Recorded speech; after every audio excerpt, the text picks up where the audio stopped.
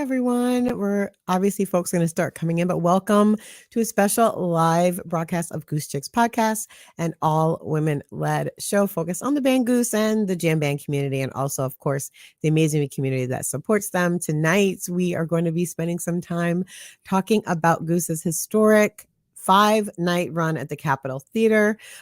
Just a few weeks ago, we all were able to go to most of the shows. I'm really excited to talk about this. And we're also going to be joined by RJB from Osiris Media to talk about the special event that they hosted with Rick and Peter and Jeff. So I'm going to add my crew to the stage here. Hello, Hannah, Alexius, Chelsea, what's going on? Introduce yourselves to the people. We'll start with Alexius. Hey, I'm Alexius. I'm the co-host here on Goose Chicks podcast, ultimate goose lover, and has traveled all around for them. So I'm excited to run down what happened at the Capitol, and I also do photography. I usually don't talk about it much, but I guess we should kind of start talking about it because at Goose shows, you will see me running around doing photography at different shows here and there. So that's me. Awesome. Who's next? Hey, I'm Chelsea. I make tie-dye. So that is my love right now. And that's kind of my story that has gone along with Goose. And I'm just really excited to talk about the Cap run tonight. It was a lot for me. So I'm excited to share a little bit of that. Hannah. Hey, I just want to add for Alexius, it's a great time for you to roll out the photography stuff since you were at the Cap doing photography. Yeah. Right. Super pumped to hear about what that was like. But I'm Hannah, I'm here, and I don't know that I fully digest the Cap run. So if I say anything wild or that doesn't make sense, I apologize in advance. That's funny. Well, my first question for all of us is just how are you adjusting back to life after the Cap? I can say if we had a show that came out today that was talking about music and mental health and healing, and we all had just remarked we were spent after this run. Really took a lot out of us and was a big leap from 2 shows or 3 shows to like 5. It was just a lot to do. And Goose kicks off their spring tour tomorrow in Boston. So yeah, a lot still going on in the community. So how are y'all adjusting and yeah, how's it been reintegrating?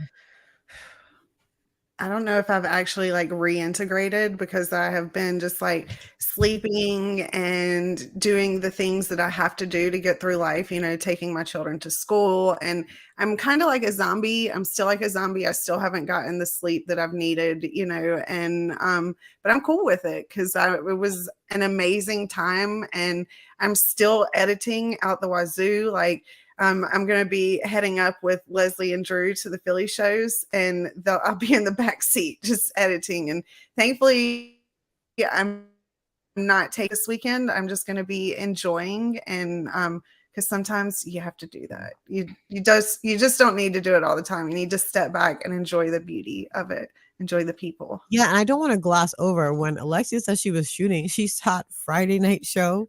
She shot the after show on Friday. She shot Saturday show. She shot the Osiris event on Sunday and then Sunday night show. So the entire weekend she was in full work mode and, interacting with all of us. So it was a heavy lift. I literally was like, I hope you did your squats and because there was a lot going on. Yeah. Definitely. I definitely will step up the workout, game, especially in these theaters and stuff. And so, but yes, it was awesome. It was exciting. How about you, Chelsea?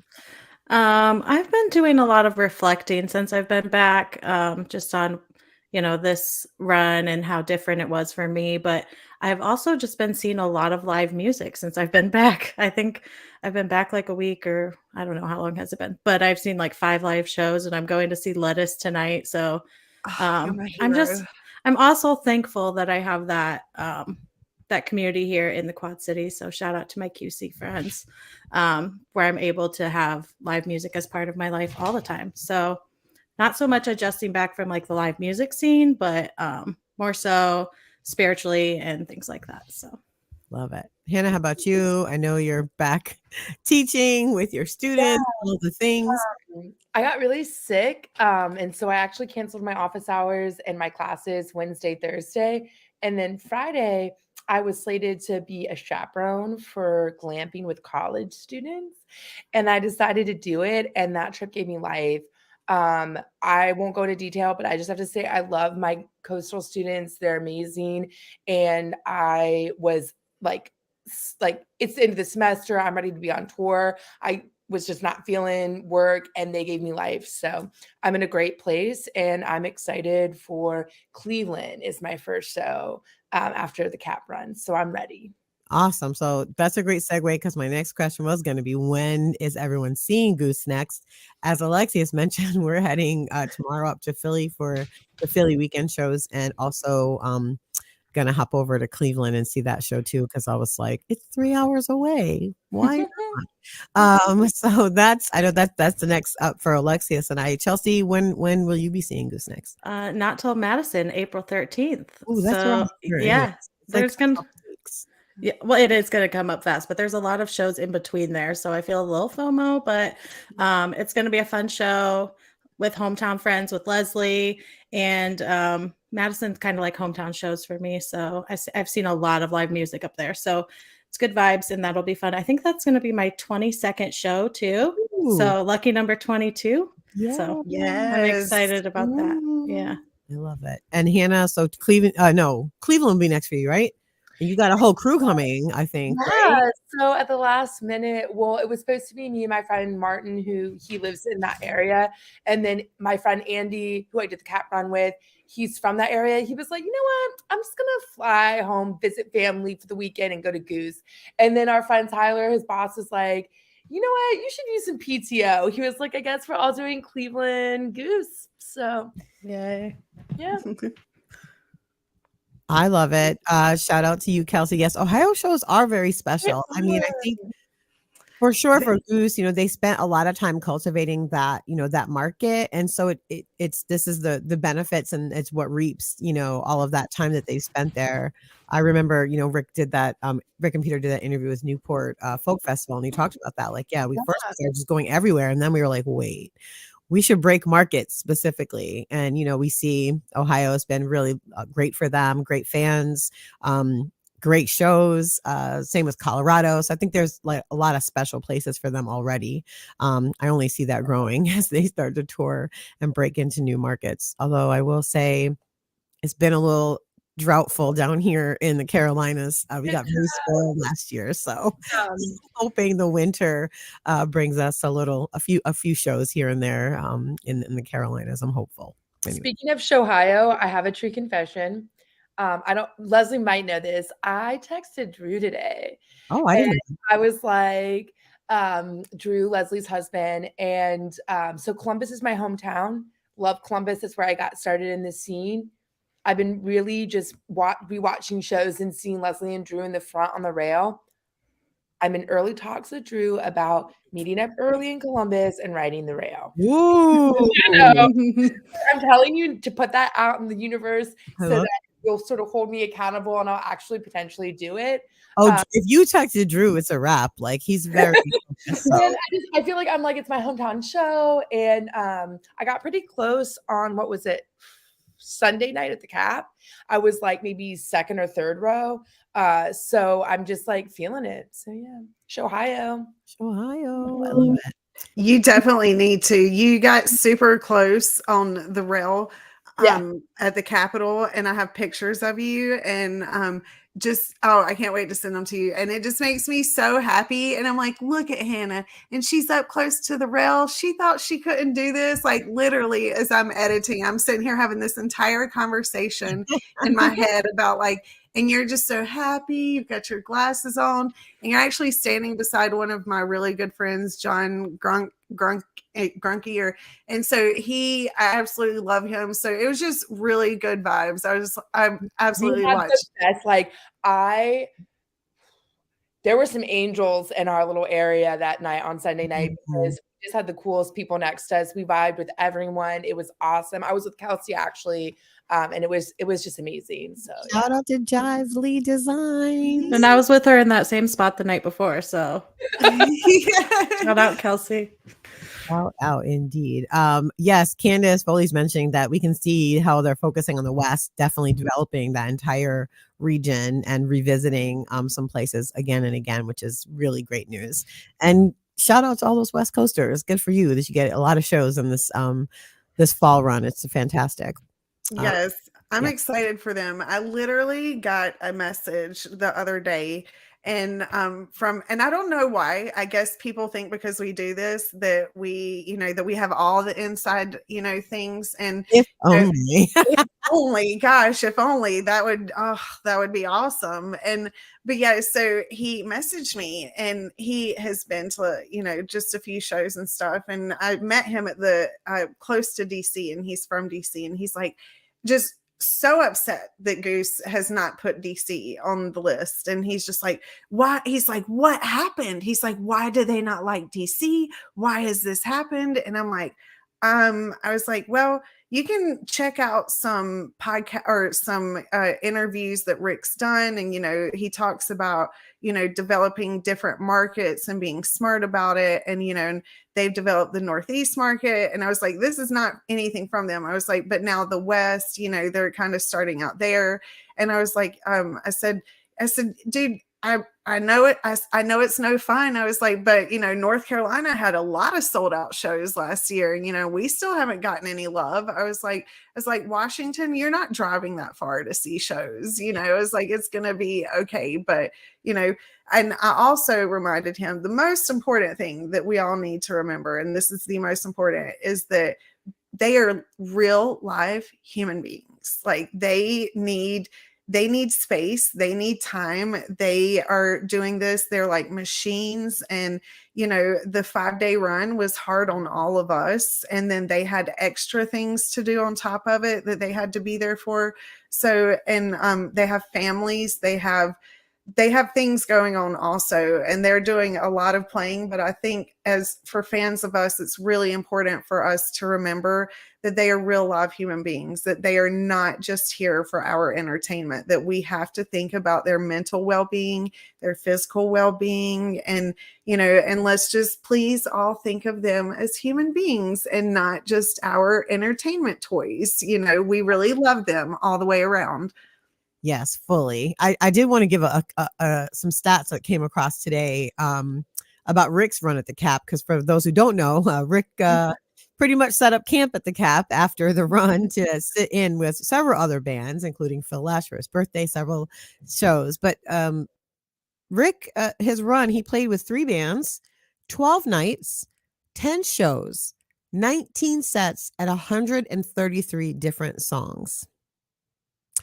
That man needs some rest, and he's not even getting any because he's about to hit the road again with Goose. So I like to put that in perspective. Just like that's a lot of work. Yeah, and we're seeing more of that. I mean, Peter played an after set with Becky, which was really amazing. We'll talk about that later. And yeah, and then Osiris thing on Sunday. So it was a lot going on, and I'm sure it's one of those things where it's like lightning in a bottle. They want to maximize all these opportunities. And like, I was so glad to see this big hole in August in their calendar. Hopefully they'll get some time off and get to rest and get into the studio if they want to, and do whatever else they might want to do.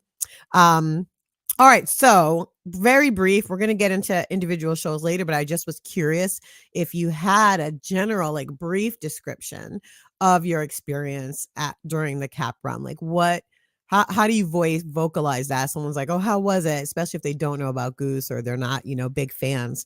What is your response to them about this 5-day, experience? Do I go first? Do you want me to go first? It doesn't. It was speechless, just absolutely speechless, and so happy to see, to see all the people that we love, and just so honestly, just so happy to see the people that we love, to hear amazing music, like usually going into a show, you know, you have hopes that you're like, oh, I hope I get this song and I hope I get this song. In a 5-night run, you know, no repeats, that we know that we're going to get a lot of the songs that we want. We just have to, what night is it going to be? Yes, there were songs that I was shocked that was left out, like truly shocked, like that there was no Factory Fiction, was there? No Factory. So, you know, I think everyone had their money that there was going to be a Factory Fiction. But for some reason in my mind, on the 5th night, you know, night 5, the encore comes on, or they're coming out for the encore. Everyone is looking at me and they're like, what do you think it's going to be? What do you think it's going to be? And with no doubt in my mind, I look over and I'm like, Empress. It's going to be Empress. We were texting, all of us were texting. We were like, they're closing with Empress. They're closing. And talking about it. All the other people, they're like, Factory Fiction. I'm like, nope, it's going to be Empress. And when that came on, I was just like, yes. I immediately went behind the curtains, put my camera down, and that was it. Like, I was just dancing all over that place because I could go anywhere and stuff and do. So it was a lot of fun. It was that closing it with Empress, you know, it today now, because I'm still decompressing and everything, just now talking about it, light bulb moment is going to give me the power that I need for the year, you know, like just it was so much fun. I'm speechless by it. Jason and I were talking about it just a little bit ago, and he, you know, just songs that we cried at, songs that, you know, like, he's like, I'm happy I had sunglasses on through that. He's like, because I was literally like bawling. He's like, it was such a, I mean, for me, the thing that I really crying. Oh. Do I? You're breaking up a little bit, Alexius, but it's okay. Sorry. You're fine now. I think for me, if somebody, my mom asked me, she's like, how was it? You know, just kind of out of the blue. And I was like, honestly, it was transcendent, and it was also exhausting. So it was like equal parts of both of those things. And obviously the music was incredible. You know, they put on an incredible 5 nights of music. I mean, I really felt Peter when he said, wow, who's been here all 5 nights? You probably feel like we do. And I'm like, yeah, but y'all are working. We're just out here, like, you know, hanging out and having a good time, and, you know, not having to do sound check the next morning like you all have to do. So I know they must have been really exhausted. And I know the security had told me that on Thursday that Peter had asked everybody to come in a little earlier, not the band, but the sound crew, because he didn't like the mix Wednesday. And so even that, like, to that point that, you know, they were still in those nitty gritty details of this long, you know, residency for this 5 days that they had was really impressive. But the other thing that I took with me was just, this community is so beautiful. It's so amazing. It's filled with so many wonderful people. And I'll have to say, like, it wasn't a week without conflict, right? 5 nights. It's a lot of people, a lot of stuff going on, a lot of emotions. People are also, you know, coming out of Goose drought and all of that. But watching in real time this community have conflict, talk directly with each other, come back together, be okay with each other, and see that all happen within a 5-day period. It was really moving. It really says so much about the connections that people have and how important they are. And so I was really excited to meet so many people that I'd either talked to online or you know, had heard about or had seen at other shows but hadn't got to talk with them. So for me, those are the things that really stuck out. We'll get into the song stuff later, but yeah, for my experience, that was really something that really stuck out for me. How about you two, Hannah or Chelsea? For me, the word I keep thinking of is just different, because this run felt really different for me. Not only was it 5 nights, so obviously that was a little different for everyone, but the social aspect of it for me, as you're talking about, was really great. And I met so many people, and I talked about this on our episode that came out today, but it was just much more social for me. And I'm used to having a more singular experience and kind of focusing on myself a lot more and not giving as much of myself when I'm in that environment. And so that was a change for me, and I'm working on finding balance in that, I guess. So it felt a little intense there for a bit, but It was, the longest run we've all done. So I'm sure it was intense for everyone, just I want tiring. to give you like mad props, Chelsea, because you really pushed yourself outside your comfort zone. You came and were in line with me for a couple hours and hung out outside with everyone, which was really Yeah. very different for you. So I just want to commend you on even like extending yourself and saying, you know what, I'm going to come up for a little bit before the show and just hang out. And also, coming to the Osiris event with us. So yeah, I'm just in awe of our Empress. I love you so much. Yeah. Oh, thank you. It was fun, but it was definitely out of my comfort zone. So I think that's necessary to, grow and learn things about yourself. And so I did learn a lot, and I don't think I had enough balance is what I learned. So I'm looking forward to learning more about that. And then also just side note, it was my first array below experience at the Osiris event. So that was amazing. Hannah's too. So and I was right up front, and that was just kind of mind blowing. That was probably my highlight of the week. It was amazing. So, Candace, yeah, we got to hang out for a little bit.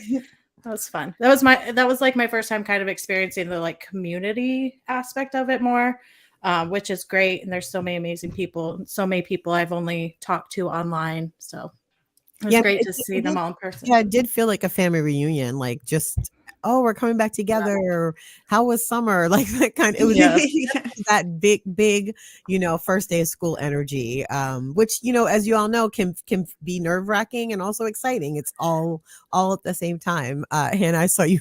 As an educator, I'm like, yes, that's the perfect analogy. It is. And how was your week? I mean, I was really happy to see you just doing what you wanted and going with the flow and really like tapping into whatever you needed at any given moment. I'm always so impressed by your ability to do that, because it really takes a specific, just strength of character and self-awareness that I'm always in awe of about you. So yeah, what was your week like and how was it? I know, and you brought, I think, somebody to their first show this run too, or no? Me? Yeah. No, but I'm bringing some first timers to Chicago for sure, and maybe some other runs. Unfortunately, I just found out I have a good friend who wanted to go to Detroit with me, and she has a wedding that day. But for me, the social aspect started to be there over the New Year's Eve run, but like everyone else was sort of saying, it felt like a family reunion. It felt like home when we were there. It felt even more social. Being able to connect with you all that many days in a row, because we had met in person for New Year's Eve, but it felt like it wasn't enough. Mm-hmm. And so having that more time together and knowing that, very soon we're going to see each other a lot again. And then I also experimented with different areas of the show. Like, how like, I remember one time seeing like a Grateful Dead concert picture that was memed out with like, here are the different like the geography of a Grateful Dead show. Mm-hmm. And so I sort of experimented with that. I really enjoy the people who are at the back of GA that dance, like all those women. I used to dance in circles with like that, like they do when I was younger. And so I went in the back for a while and was dancing in circles, and that was really fun. Experimenting with being up close. We were at the front of the balcony, the back of the balcony, just sort of seeing what's out there and what my vibe is. That was really fun.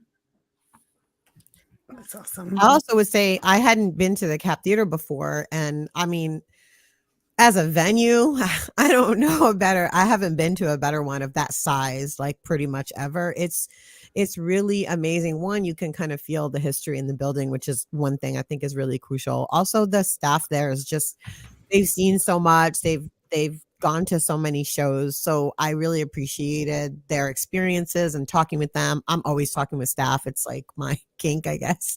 I'm always just interested in what's going on and how they're feeling and how people are, treating them and everything.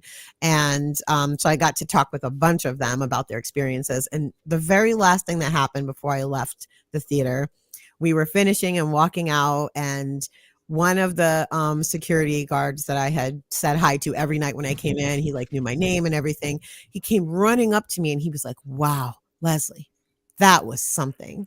And I was like, oh, he's like, I had to come find you. I was like, you had to come find me? And so it was just this like little moment of him being like, he just wanted to share that he's like, he's seen so many things. He's like, that Rick, he's really special. Like he had to come and tell me that. And it was just a perfect like ending to the experience because it just said so much about the, you know, the space that they create for artists in that theater. And so much of that comes through to the staff. So I appreciate that. Hannah, you look like you have something to say.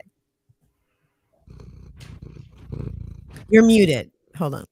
Sorry, I thought I clicked it. I gave a Goose Chicks pin to this one security guard who was Trevor's side on Sunday night, and he actually he was so into them by then he put it on with all of his like other pins that were mostly Grateful Dead, and so yeah, there was something special about the people working because a lot of them are Deadheads. I feel like they were just like knew what to expect and were super into it.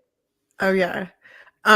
Well, Hannah, like you were saying, I love that you did that experiment, you know, the Grateful Dead experiment and how you like danced around, because that was probably like one of my favorite things. You know, it's been a process getting into the photography and like how to do it. And, you know, and cause you want to be professional because you're doing your job and you're also doing your passion with your passion. So there's like a whole combination or trio of things, you know, and adding your friends and all that. So, you know, so there's that whole part of it. And so you're just trying to figure out, okay, like, how do I do this properly?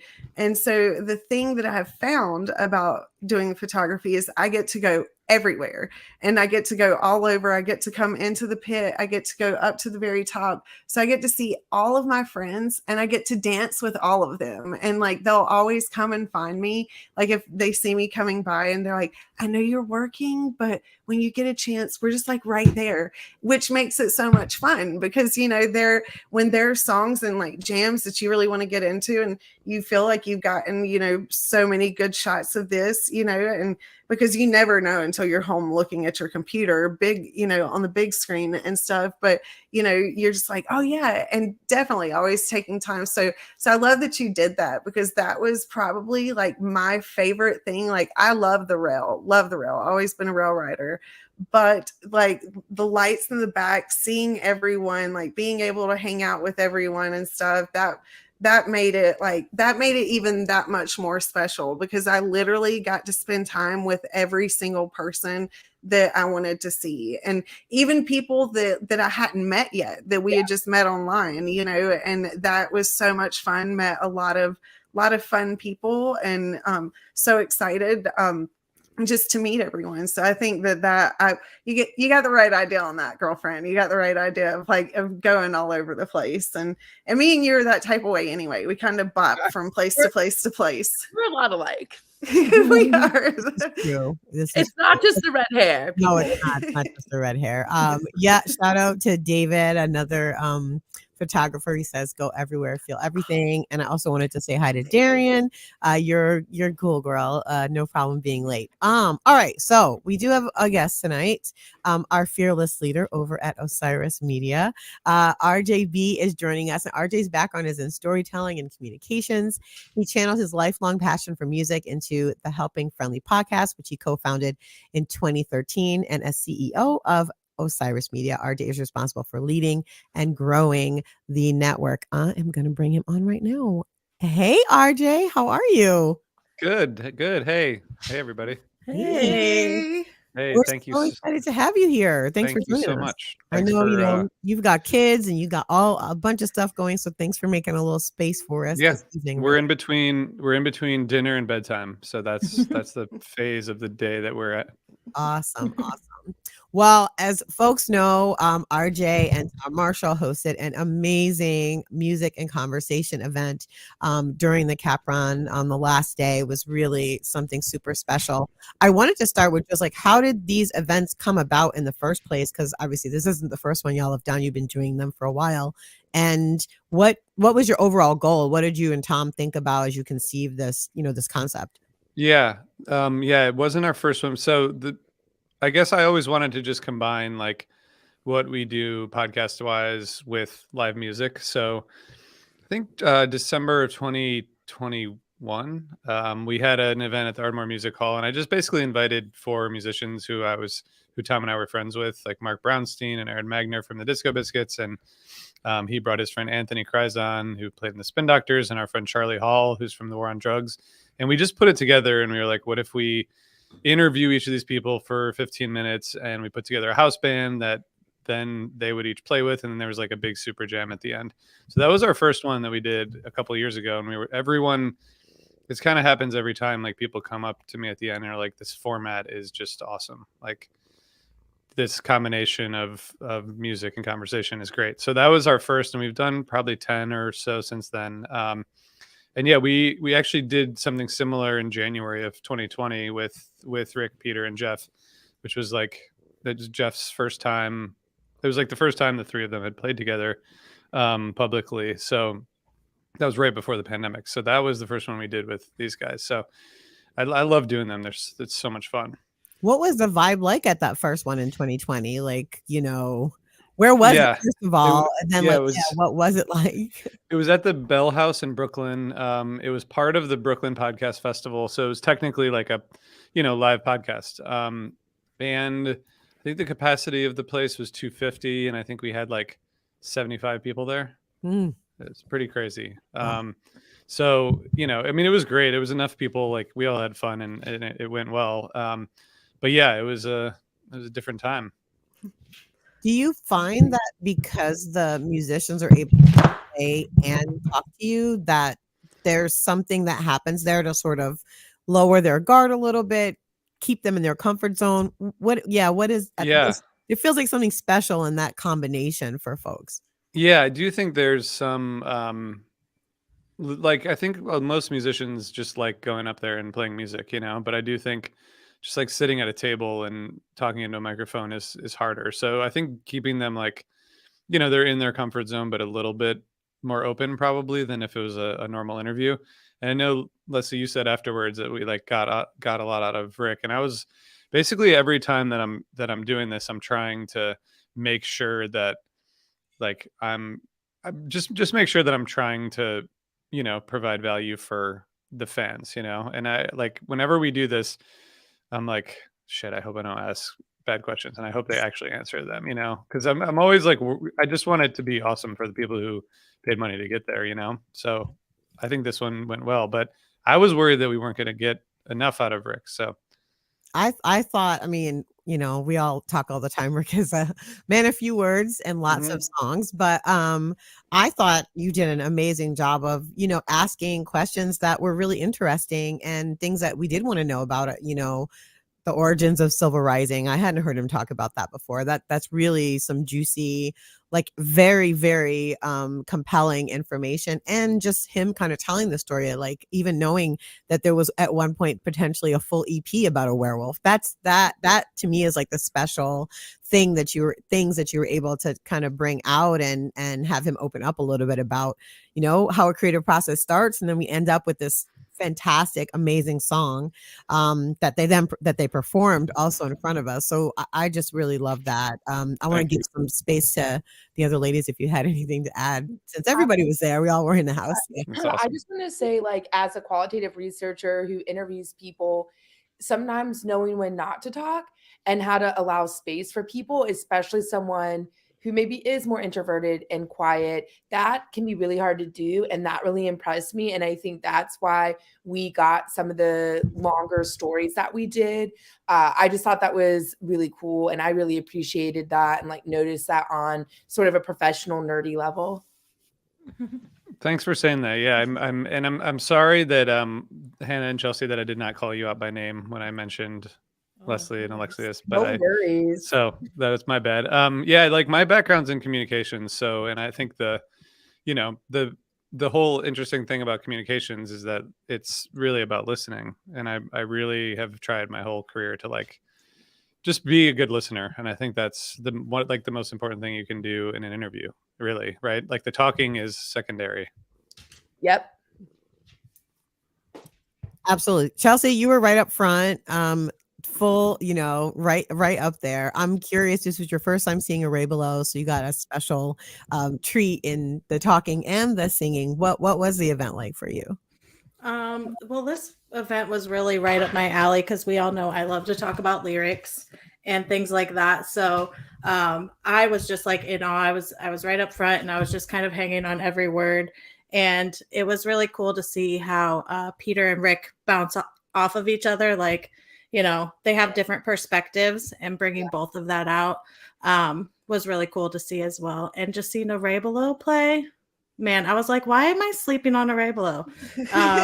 So People. I've been listening to a lot of Arabelo since I've been back too. So it kind of jump started that in me as well. I just really appreciate you putting that on, RJ. It was a really special show. Very special. It definitely was. It was just the perfect ending to the week, and just everything that we have experienced and everything that we had been missing, and then everything that we had been missing, and then for you to have the Q&A and to get a little bit of Arabelo and then questions answered, and like Leslie said, like, you asked questions that people wanted to know. These weren't just run-of-the-mill questions. I've been talking about it all week with different people, and we were just like, wow. Those questions were so amazing, and Rick opening up, and probably it's the quietest I've ever seen Jeff ever. That was another thing. Yeah, it's funny. Yeah. And Alexius, thank you for all your amazing photos too. You got like the post show picture of us, which I really appreciated, and tons of other photos. So thank you. Oh, thank you. So how did this particular music and conversation come about? Like, when did the conversation start, and how long do you and Tom have to kind of develop what it's going to look like? I know when I spoke to you the day before, you're like, I'm just finishing the script right now. So it's funny because it's interesting because basically I'm going to look at my email. I think basically I go back to them every 6 months or so. But and Ben, who you guys probably know, he's their manager, and he manages a bunch of other bands. So I work with him on stuff. So like I'm in touch with them. But then once in a while I just have to like say like, we should probably get this going. But I think it was October of last year when I emailed the whole team and was like, hey, Tom and I would love to do this. I kind of got more serious about it. And it took until February for that to like come together. So it's funny because it's like I could have been preparing the whole time, but like I didn't really know if it was happening until 3 weeks before. So then I'm like, okay, now.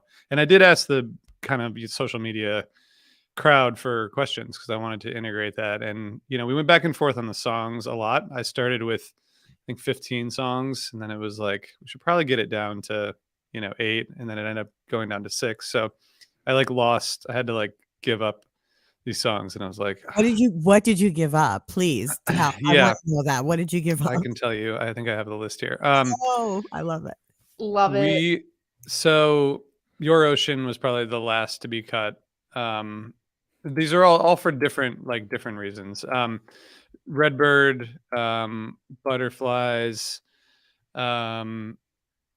what else? Oh, and Born and Hunger Site. Like I wanted Born and Hunger Site to be together. Like I wanted to ask a question about how they coexist together, but then it just kind of like went in a different direction with input from their team and Tom and I, and Tom had a couple specific things. So it was, it went from 12 or 15 to the finals, I think 6 that they played, and I also wanted to throw Atlantic City in there, and then I was like, just because their covers are, especially with Arabelo, but Goose too, their covers are just amazing. And but then I was like, I don't know, we probably don't need to like do a cover, if we're actually asking about all these songs. So I cut a bunch. Well, they did do a cover. We're going to get to that the next question because there was a cover. Oh yeah, right. Good point. I will say that I thought about that too, about the different songs that were chosen, and many of them debuted last year, which was really interesting. Half of them debuted last year. You played my very current favorite song, Thatch. You had them play, which was really interesting. And so there's a back and forth between all of you, but I also know, Tom brings a really specific songwriter's lens to this endeavor. And so I'm curious, were there things he wanted to definitely hear because of the songwriting aspect of it? And is that part of the conversation too? Yeah. Well, one thing you should know about Tom, which he would tell you, is that anytime we plan one of these events, he gets really nervous, like leading up to it, which people are sometimes surprised by because he's like, songwriter, but he's not super comfortable in front of crowds. So part of it is like us figuring out how to make it so that he's so that we're both comfortable. So, and I sent him a bunch of music, and he's known these guys for a long time, but like obviously I listen to them more. So I sent him a bunch of the songs, and then then he had specific questions, and it's interesting because like he pays attention to the lyrics and has thoughts on the lyrics, but also like the question about to Jeff, I think he thinks about it as a musical thing, like not just a lyrical thing. So I think a lot of his questions were like came from just being intrigued by the music. Yeah, I love that question to Jeff about, Tom even made this thing. He's like, piano makes sense to me, but what you're doing, I don't know how you switch between those different parts of your brain. Also, Jeff's in like 30 bands, so there's also that, which is just funny to me. Every time I turn, I'm like, oh, he's in that band too. He's just in so many bands. He has a Tame Impala cover band, which is like, so Does niche, he? so niche, and very Jeff. So that's really great. So we got a special treat, as I said. We got a cover, a radio with Tom Marshall singing Fish's Meat. And so were there other Tom Penn Fish songs considered, or did Tom for sure want to do Meat? No. Yeah, he just really wanted to do Meat. And I think it's because of the vocal harmonies, and he was like, this will be great. So that from the beginning, he was like, I should do Meat with them. And then that was it. So there was no like going back and forth or anything. I think last time, he suggested Brian and Robert when they did it the first time in 2020. So I think he just like gets a song in his head that he thinks would be good. And then that seems to be the pattern anyway.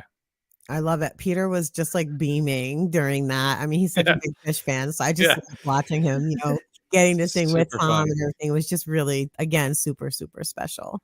What was your favorite moment from the event, RJ? Like what's stuck out to you? What's been lingering after the fact? I know it's not been that long. Yeah. I mean, it was definitely like the professional highlight of my year so far. Probably will still be toward the end of the year. I may get to like interview lots of really awesome musicians, but there's the bands that I like and the bands that I listen to, and then there's like the bands that I listen to every show of, and it's few and far between that I get to talk to them. I actually have been like wondering if I asked the right questions. Like that's part of Tom and I. Tom has like the pre-show jitters, and I get like post-show. I'm like, or like, shit, should I have like not asked this follow? Just like, so I have some of that. But I mean, I think hearing them describe, it's really hard to get Tom to describe like the inspiration behind lyrics, and Rick too. Like it's just because it's hard to explain, and sometimes they don't want to explain it. So I feel like when we got like a little insight into like Silver Rising,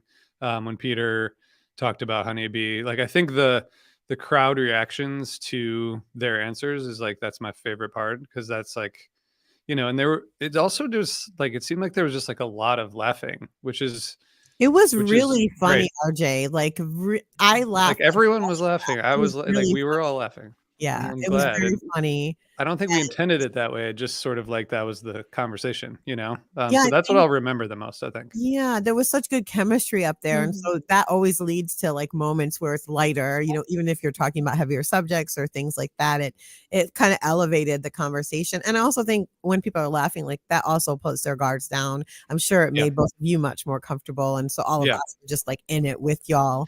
I will tell you, sorry to interrupt. I'll tell you, Tom came up by himself, and that was not part of the plan. So I came out of the bathroom and was like, where did everybody go? And I was worried that everyone had gone up there. And then I walked out and saw that it was just Tom. So then I went up there, and I think they probably came out and were like, what the hell's going on? And then eventually came up on stage. But he wanted to just get this. He's very punctual. And so he was like, It's 1:30. I'm going up on stage. All right. He's like, it's We all had to 1:30. catch up. The people are here. Let's Yeah. go. We're getting Yeah, started. he's a very punctual I must person. entertain the people. Yeah, right, exactly. Exactly. Note, I thought you did a note to great self. job with the questions, and I thought your follow-ups are really great. I mean, some of the funny things were just that these guys are funny in terms of just the little things. Like when you asked about Peter's blanket, he's like, "Oh, Mom, where's it from?" That's hilarious because one, Rita was there. Shout out to Rita Caruso. But also, just we might think it could have been some really deep answer, and really just like, I just like it for security, you know. So those were the things that were really special and funny, and kind of kept it light, even though there were serious things talked about as well. So what's next? Is there another music and conversations plan, or not necessarily with Goose, just generally speaking? Yeah. Do you have anything in the works that you can talk about? Yeah, thanks. Yeah. And I will say that the question about the blanket and the organ was from a listener who responded on Twitter. So like, that's why I wanted to make, like, that's not something that I probably wouldn't have just like come up with, but because I had like my own lines of questioning, you know, so it's nice to throw things in there that just change the conversation up a little bit. So, yeah, we're talking to a couple of venues, including Garcia's and Ardmore Music Hall, which is here near where I live, about doing some kind of like ongoing series, like a few times a year, with like artists that are already playing in the venue, like what we did with Goose. So the ones that I had like put together, do like 1 or 2 of those a year, just because they're complicated. And I basically just like, for those, I like call people up like, hey, do you want to do this thing? And they're like, sounds weird. Sure. You know? So like, it takes a while to put those together. So I'm trying to do more that are organized like the one at Garcia's, which is basically just, you know, do you have an artist coming who would like to talk, sort of thing. So anyway, I'm going to do more of those. We're going to do some stuff around a couple Fish summer shows. I think something at Dick's, and maybe something before the Man here in Philly. So we're definitely doing them. I think it's like the most, like, I love podcasts obviously, and I make a lot of them, but the live stuff is definitely like what I think is most exciting, just because it, you know, like the energy that you all felt in that room, that's like something like, what an amazing thing to create, even if we only do it, you know, a couple times a year. Yeah, Completely agree. it was great. It was so great. I'm glad that there's things in the works, both for Fish's runs coming up, and also just generally to have some ongoing experiences like that. I know it was the hottest ticket in Port Chester on Sunday. Everyone was trying to get in. So, yeah, it was great. It was really they great. went fast. Yeah, and I did.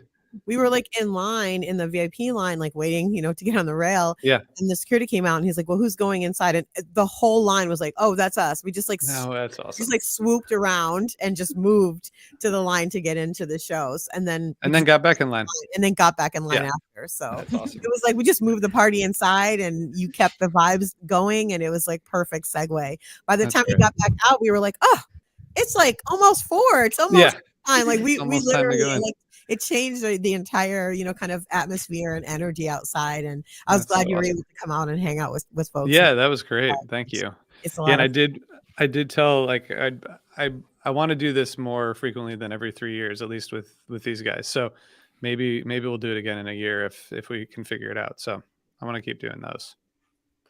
I love it. Awesome. Any other questions for RJ before we let him go put his kids to sleep? Because he's getting I think you should do one of these at Floyd Fest, RJ. Yeah, you know, that was actually, I just emailed them last week and said I can't do it because we're going on a family vacation that Saturday, like up to New Hampshire. And I was like, I can only come down for 2 days, and then I'm like, I can't do it if I have to leave halfway through. So next year. All right, next year. Got it. You got to come down. I'm like literally like 30 minutes away from here and stuff. So this is like my territory and everything. So, but you're coming down for 2 days? No, I'm not going to anymore. No, I'm not coming at all. Yeah. I know. Sorry. Okay. Will we see you at the Met this weekend? More Yes, I will be there. Alexis and I will be there, so awesome. Definitely be sure to tap in. I'll text you so we can. Yes, definitely. Link up for sure. Tell everyone where to follow you, and then I'm going to tell a quick story about your Twitter handle and a conversation we had about it, which was really okay.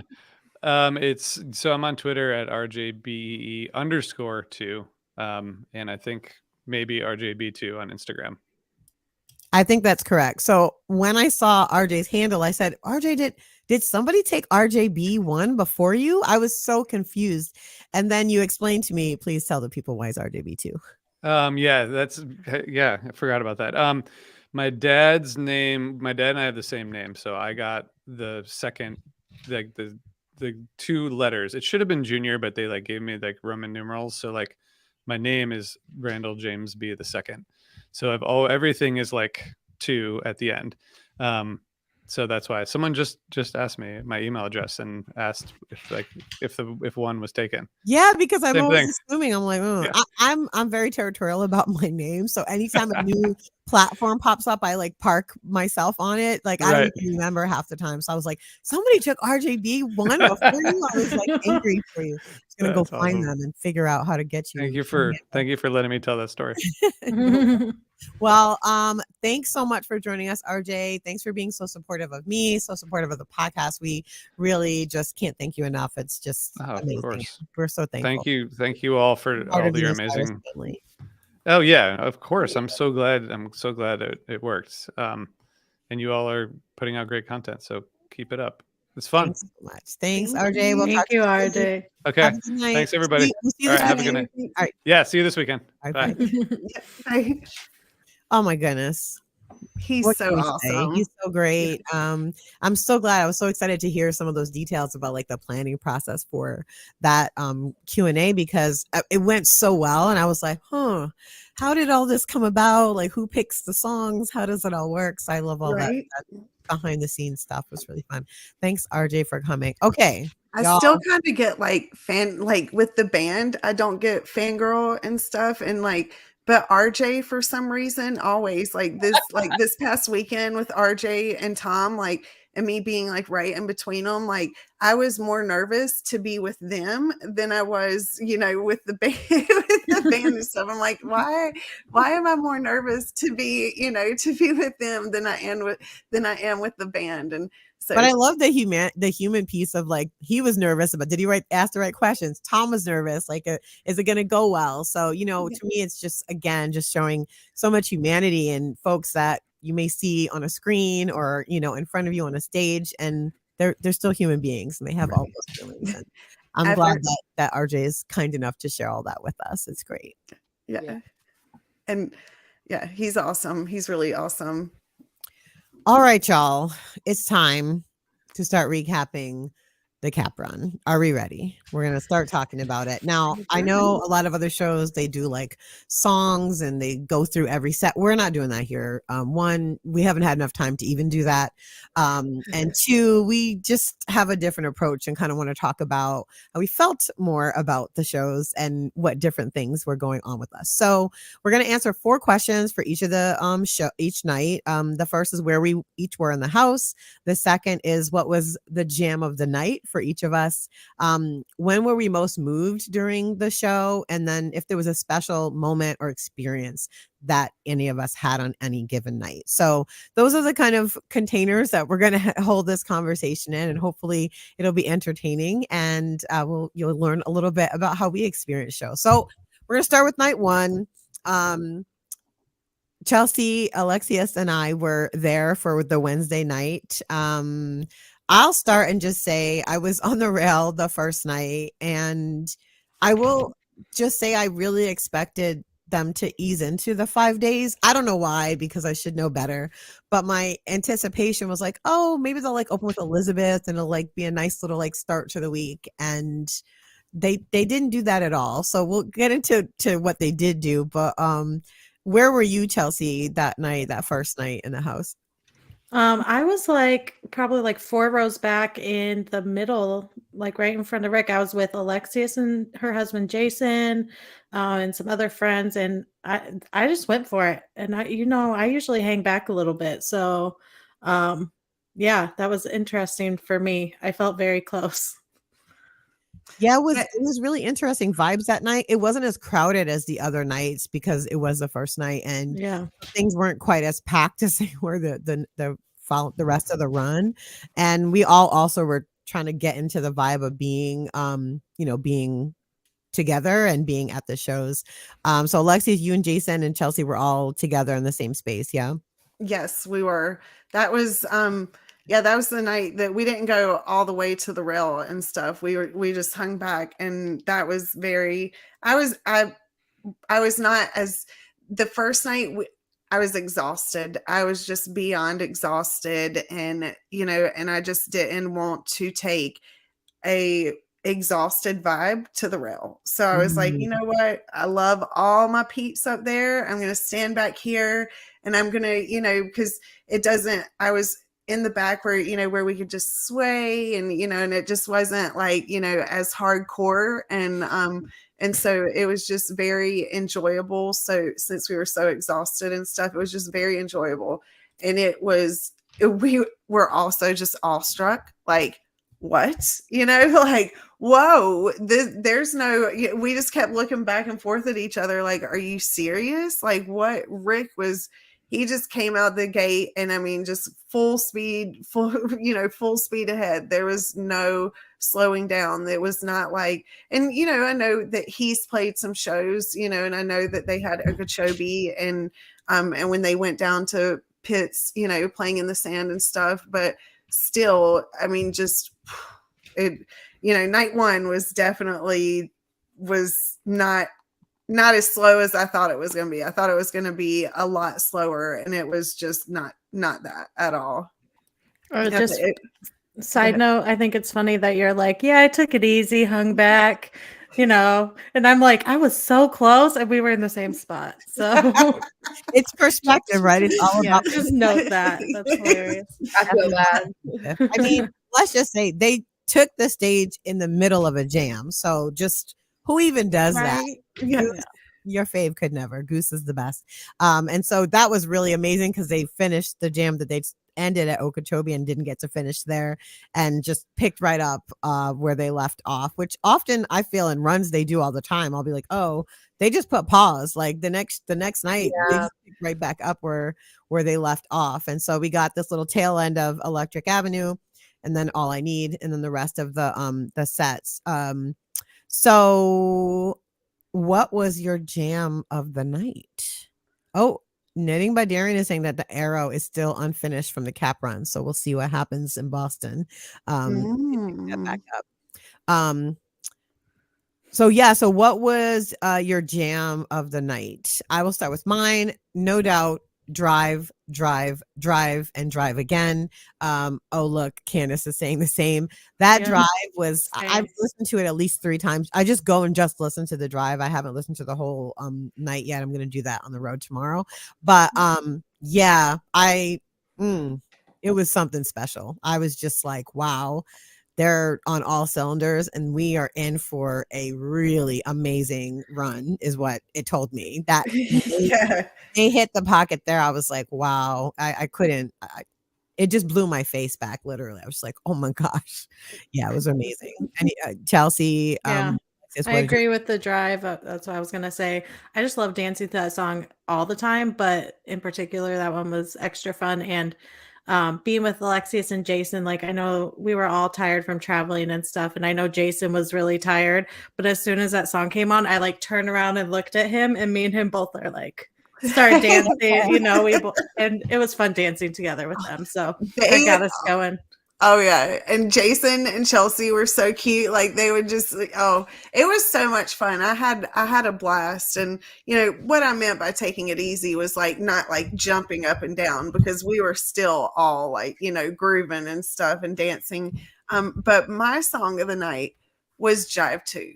Like, holy guacamole, I finally got my Jive 2 on night 1. So my heart was just so happy, just so content. And, all the other songs were absolutely amazing, but I'm walking out like, I got my Jive 2. Yeah. So I was very excited about Jive 2 for sure. I love it. Okay, so when were you most moved during the show? Hannah, did you listen to this? You were traveling this day, right? I didn't know if you watched. Yeah, I was not there yet in New York, but I would say that, like, having gone back and listened to everything, this had the darkest jams. And so I guess I would have to say I missed 2 nights. This probably would have been the night that I would have wanted to go if I had to choose between Wednesday or Saturday. But the 20-minute All I Need, that would probably be my jam, just because of where I'm at in my personal life. And then, who doesn't love a heady 20 minutes? So that song, I feel you on that, Hannah, like where I'm at, and and everything, and All I Need, and it just, like, you saying that again, like, just gives me chill bumps, just brings that like little tear, like it was that. And that, again, just talking about it, these are just a few songs, and it's just night one, and we're emotionally moved, and just like, we're just on night one, we're not even midway through the week. So yeah, it was, a lot of these songs were, well, and Wisteria Lane, Wisteria Lane in it also on night one. So that definitely, that Wisteria Lane was sick. Yeah, I don't know why I was really excited about the Pancakes encore, because here's the thing. We had recorded the night before we all left, and in that episode, which came out last week, we talked about Pancakes, and it was really funny because before we decided, we were like, oh, should we dissect Pancakes? I mean, is there that much to talk about? It ended up being a very fruitful conversation about the song. And so when they played it night one, I was like, oh my gosh, we just talked about this. It just like hit me. And then I was like looking back at you guys like, oh my God, Pancakes, they're playing it now. So that moved me a bit. All I Need always does. I mean, just is and it also just really grounds me in terms of like the experience. So I really loved that as well. Yeah. Chelsea, what about you? I had to go with Your Ocean on this one, just because that's a beautiful song. Any of these songs where you can just hear Rick's like beautiful voice, then I don't know, that one is just special to me. And it was funny that RJ said that was the last one he cut from Ray Below. Almost got that one. Yes, so that would have been cool. Ray Below songs. Yeah, you have to see more Ray Below shows is the answer to that, I think. We're gonna have to do we're gonna have to Goose Chicks podcast to Ray Below, because and I'll tell my theory offline. I'm not gonna tell it online. We have to have a secret. Yeah. It's a secret, guys. It's a secret. Okay, so was there a special moment or experience that you had this night one? Alexius, anything special? It doesn't have to be. I was just overwhelmed by, All I Need came on, and it was just, everything that I needed, and just being like, and looking up and just like seeing like everyone in the house, and, and everyone just dancing and stuff. And so to me, that was a very, very moving moment, like to start the night. Electric Avenue was a real fun vibe, like to get it, going. And then that All I Need. And then, like you said, that Pancakes, like, Chelsea and I then too, we were like, Pancakes, and that Pancakes was just amazing. And the jam was so sick on that. It was, it was awesome. It was I definitely, that All I Need though was exactly what I needed in that moment. We often use this analogy about like going to Goose shows as like going to church or like going to the altar. All I Need is like the gospel song, I think. Like it's the church song. Like yes. It is. We're here. Yes, we're here to definitely have this experience together. Chelsea, anything that stuck out for you that night? Any special moments? Well, that was the first night I got to hang with Alexius at a show. So that was fun to be with her and Jason. And so dance with them, and like I talked about earlier. So that was special for me. And just being like so close to Rick, wild, very wild. So that was cool. And I remember leaving this night and thinking like, they really thought about this run as 5 nights. Yeah. Is when I left, is I was like, this was the first night. You could tell the songs that they put in it that they had thought about, like, spreading out their jammier songs or their dancier, whatever it is. And so I remember thinking like, they're really curating the set list for this run. And so that was a cool moment too. So I had one cool moment. I'm gonna just share a little photo right here. So my husband got himself and myself these Yeti jerseys, which is actually just the sponsor of a football team in Austin. And we had noticed that, oh, it said Yeti on it. We should get it. So he got some and he got them personalized. The back says Goose and then 23 for this year's runs. So he was in front wearing this shirt. And when they came out and just started playing Yeti, like we lost it. I was like, oh my God, they're actually playing it. Like it was his first time wearing it and it was amazing. So we happened to get the set list and they were not going to play Yeti. So I'm 99% sure that they got to set break and were like, did you see that big guy up front with that Yeti shirt Are you on? fucking kidding? I did not know this.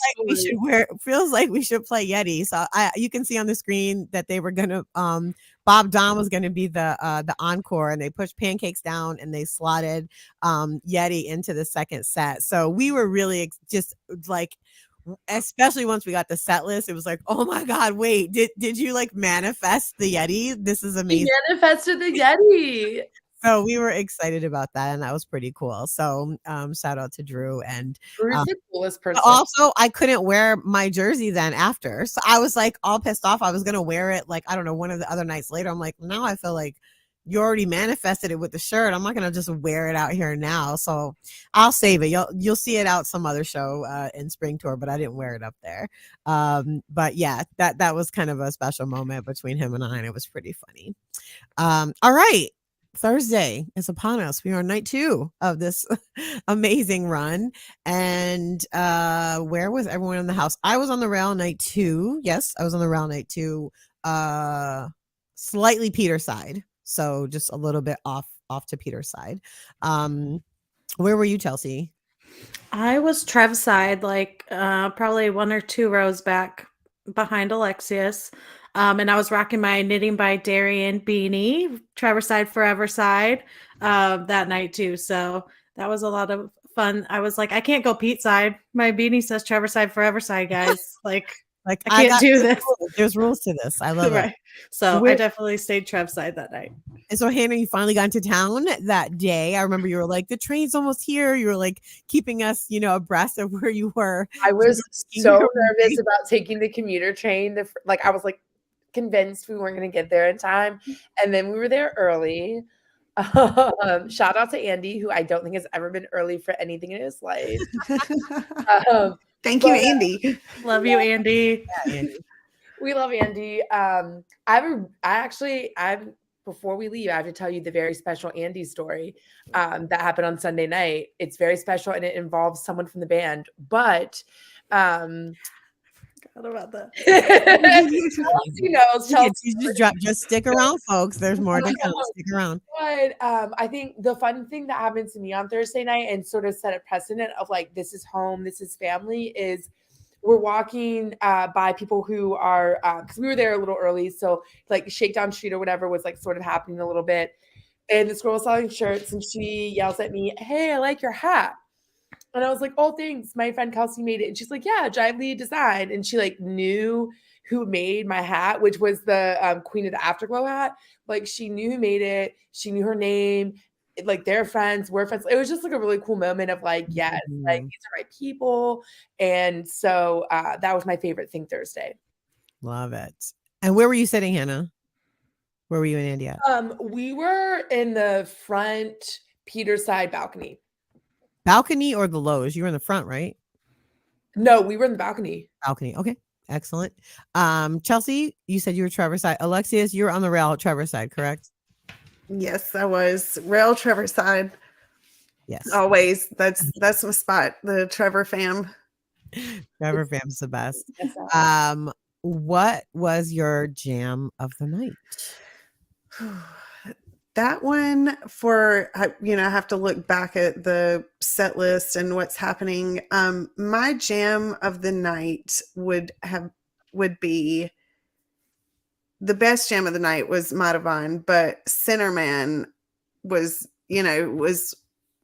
yes, it was. I was so happy to get Centerman, just thrilled. I think the people around us, like everyone was like, yeah. yeah. I mean, you would have thought like it was a touchdown at the you know, the ending touchdown of the winning game of what, the Super Bowl or something. Like that's how everyone, yes. So it was, I think we all felt that inside, the songs that we haven't gotten for, for a long time. And, and when they come out, it was just so excited that we got that Center Man. Yeah, that was really good. I have to give a special note. This tumble, this to kick off set 2, chef's kiss. So good. They just had the other shows that they released the 10th and the 11th, and I was like, oh man, I got to go back and listen to that tumble, because I just remember when they started it. First of all, I love tumble, but the jam, they just went so deep into the jams, and this was the thing. This was the night that I realized, like, oh, with this much space, 5 whole nights, they really get to jam every song they want to. Like, I'm sure when it's just one night in a city, they have to kind of like condense things a little bit, or make sure everyone in the audience is getting what they need, from the set. And knowing they had this long runway really allowed them to go deep in so many of the jams. And then, of course, California Magic also stuck out, because we did a great conversation about that song, and already I have like a whole video treatment for it. So the whole time I was like visualizing my video treatment for California Magic. And so those 2 were ones that really stuck out for me. What about you, Chelsea? I'm going to go with Rockdale on this one. Shout out to Rockdale, because they've been getting dark on their Rockdale jams. The one at Goose also, shout out to that version, because I really enjoy some Evil Goose. And I would like to see more of that. So, like my favorite bar I go to is metal themed, and that's kind of up my alley. So I like the dark Evil Goose. More of that, please. Yeah, I think before Rick even said on the mic, he's like, make it spooky. So yeah. Yeah. That's my vibe. And once I got home at Open Jam, my friends did a Dripfield cover for me, and they got real evil, like metal at the end of the jam. And I was like, this is dope. I'm into this. So I was like, Evil Goose. So excited. So more Evil Goose, guys, if you're listening, please. Love it. Evil Goose is great. Just like Evil Fish is amazing. Yeah, we love when they go dark. It's the best. Candace is shouting out Not Alone, the first FTP of the run. Shout out. Yes.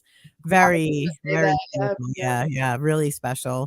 I mean, it's always great when you get to be there for them unveiling a new song. And if I ever do get to interview them, it'll be my first question, like, how do you know when it's ready? Like, how do you, what is that like? Because it's clear it's not a specific length of time. Sometimes they're like, we just wrote this, and sometimes it's like clear, you hear teases from a song so long ago if you go back to some jams. So it's like, I wonder how they balance all of that. It's just fascinating to me. How about you, Hannah? Jam of the night for you?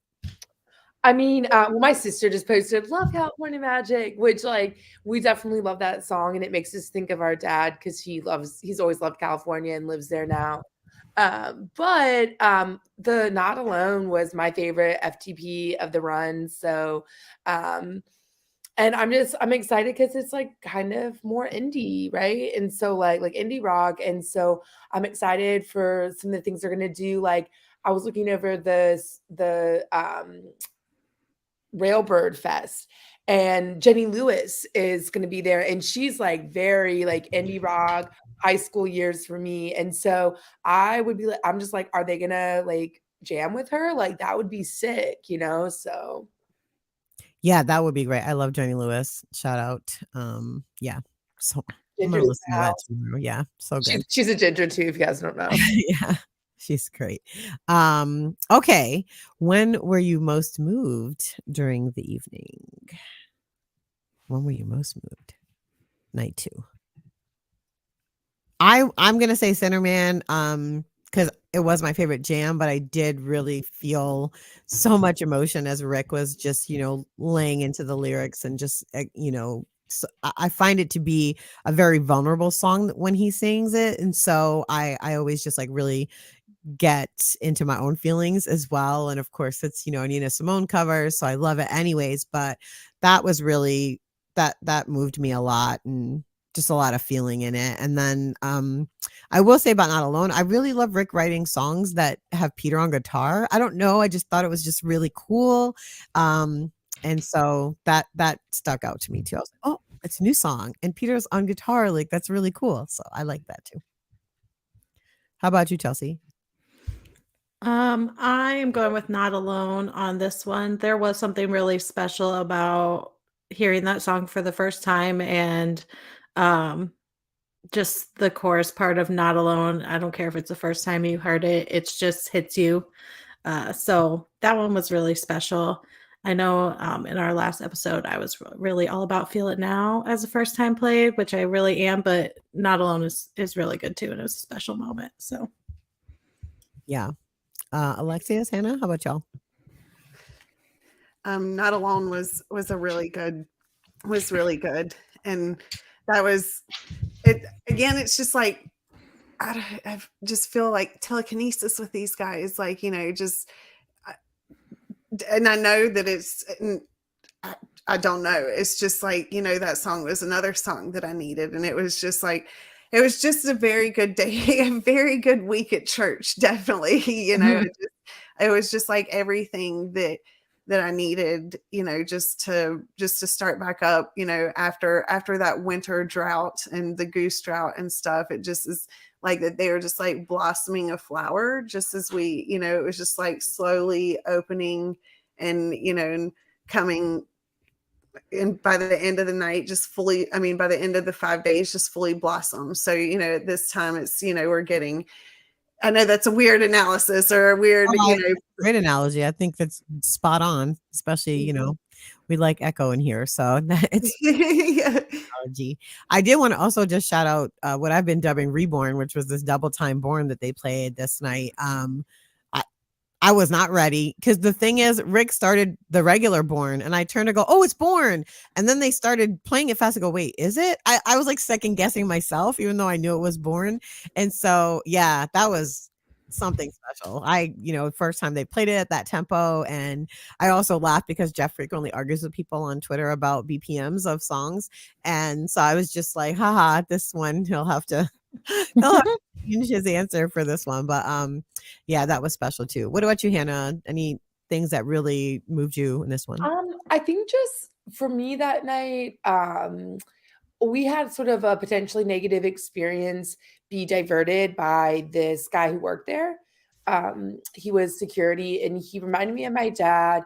And basically, I really don't like to bring negative energy out there, but there was someone sitting next to me who was sitting down, not dancing, not grooving, on her phone, posting pictures of herself at the theater before the show started onto social media the whole time.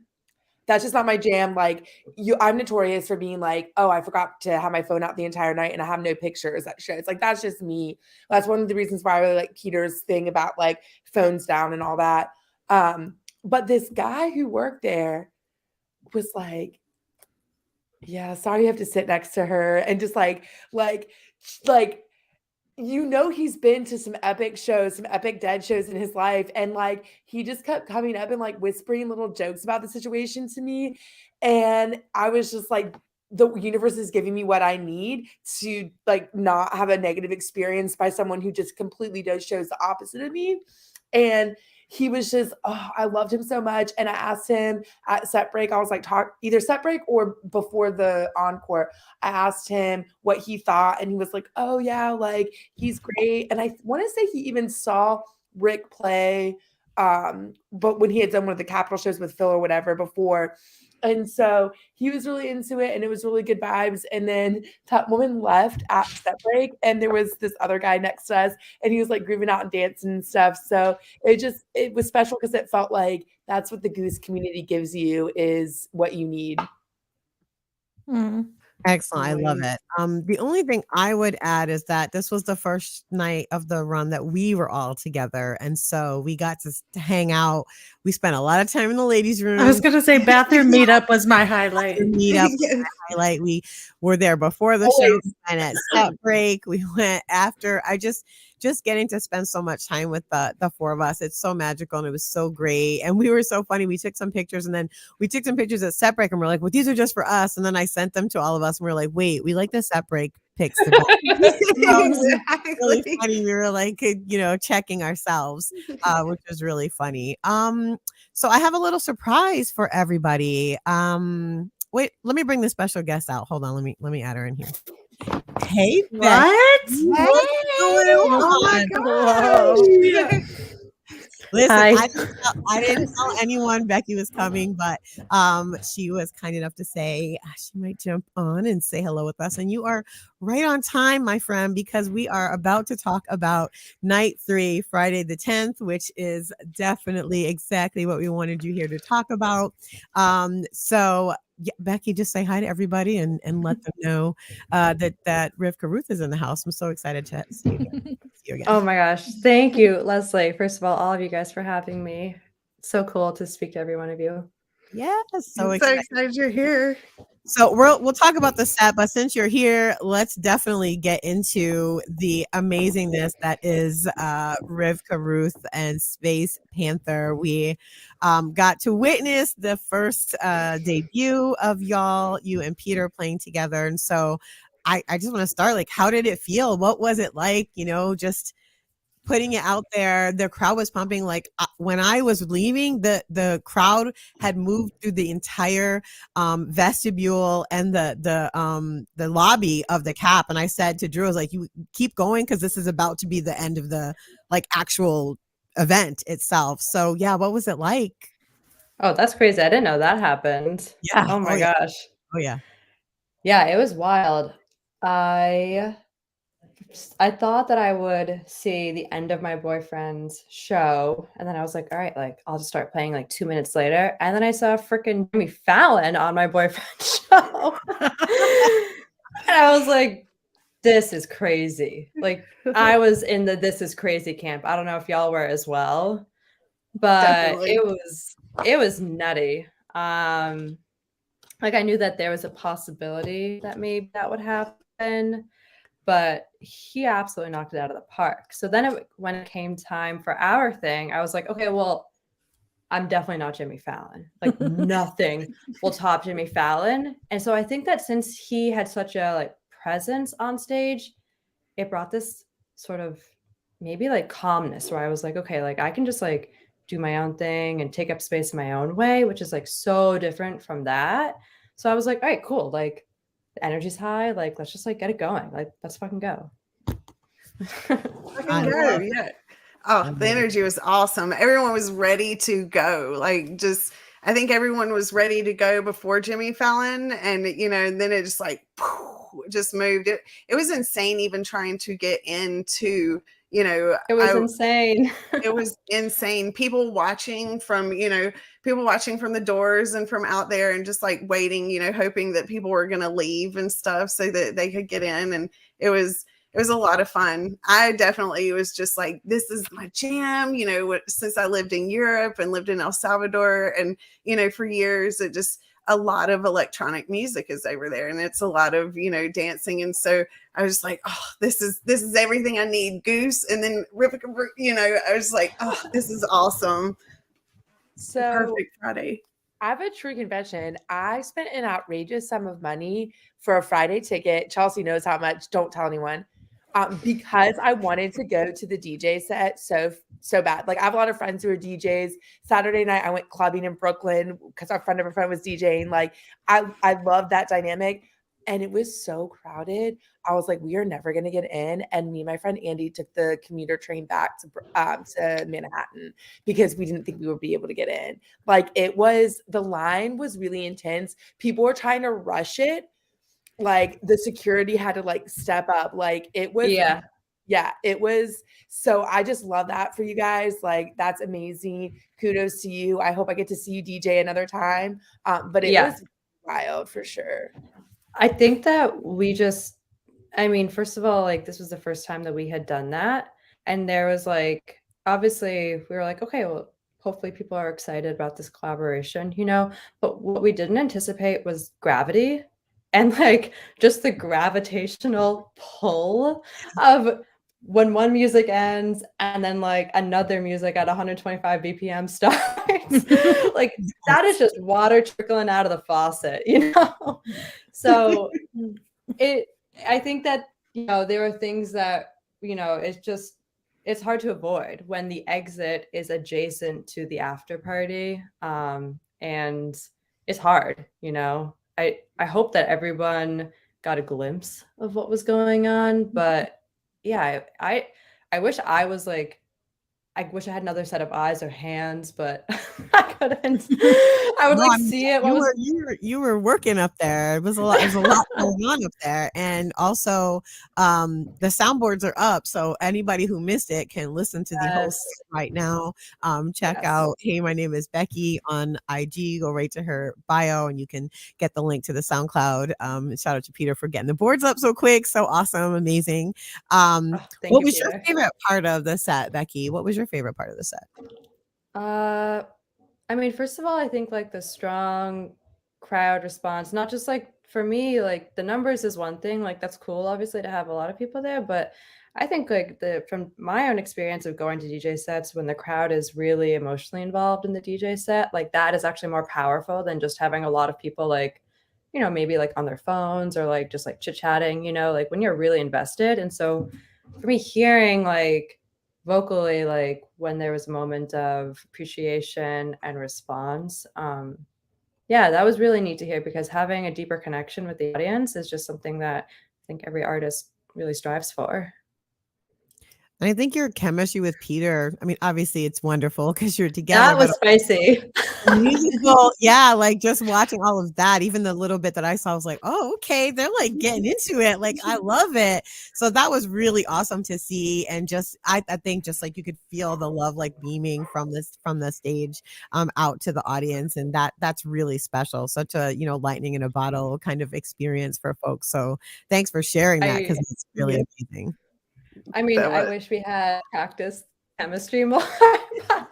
Truthfully, we just practiced the music and the improv, and then I was like, oh my God, wait, I forgot. Peter's an amazing dancer. And now I'm going on stage with this guy who's such an amazing dancer. I have 2 left feet. And I was like, okay, wait. Oh, I like, as soon as he got on stage, like, I don't know why I didn't realize this before, but as soon as he got on stage, I knew that was going to be the name of the game. And I was like, oh, dear God.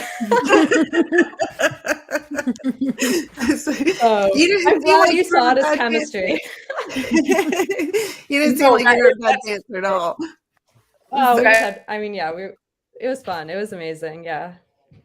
I love it. So we just went through, we were lucky enough to get 3 new songs this run. And I wanted to ask you a little bit about Feel It Now, because I know you got to watch this song blossom as Peter was writing it. And so I was really blessed that you came down and were with me to dance to it the first time that they played it. But I was curious what it was like for you being there, seeing it actually out there for the fans to receive, and what that experience was like for you. Yeah, I mean, I think like the biggest thing is like for Peter, seeing how the songwriting process unraveled into the performative process. And I thought the band did such an amazing job with the song. Certain band members in their own way brought each section to light really beautifully. And so, yeah, how the band responded to it, and then seeing the crowd response to it, I mean, oh my gosh, that is just amazing. And being with you, Leslie, and Drew, and everyone that was around us, I mean, it is a song where it sort of generates a certain like internal rhythm that is natural to sort of bump along to, being a little bit faster paced and having that dancey vibe. But I was just blown away by the positivity. And I think, what would you guys call it when like everyone is just really paying attention? You know what I mean? Like everyone is clued in, like they're vibing, like maybe they don't 100% know what's going on, but like they're along for the ride. Like, what is that at a show? I think people are really present, and yeah, you mentioned like not having your phone out and stuff like that. And it was funny because I had just brought that up. That was like because of a story that happened Thursday night. So someone's saying Wrapped. Wrapped. Thank you. Yes, Wrapped. David. There's also like research on fish and like sociology research on fish, and they call it different things, like the pulse or the vibe. Like there's things for it. I'm actually trying to research that. So synergy. Cool.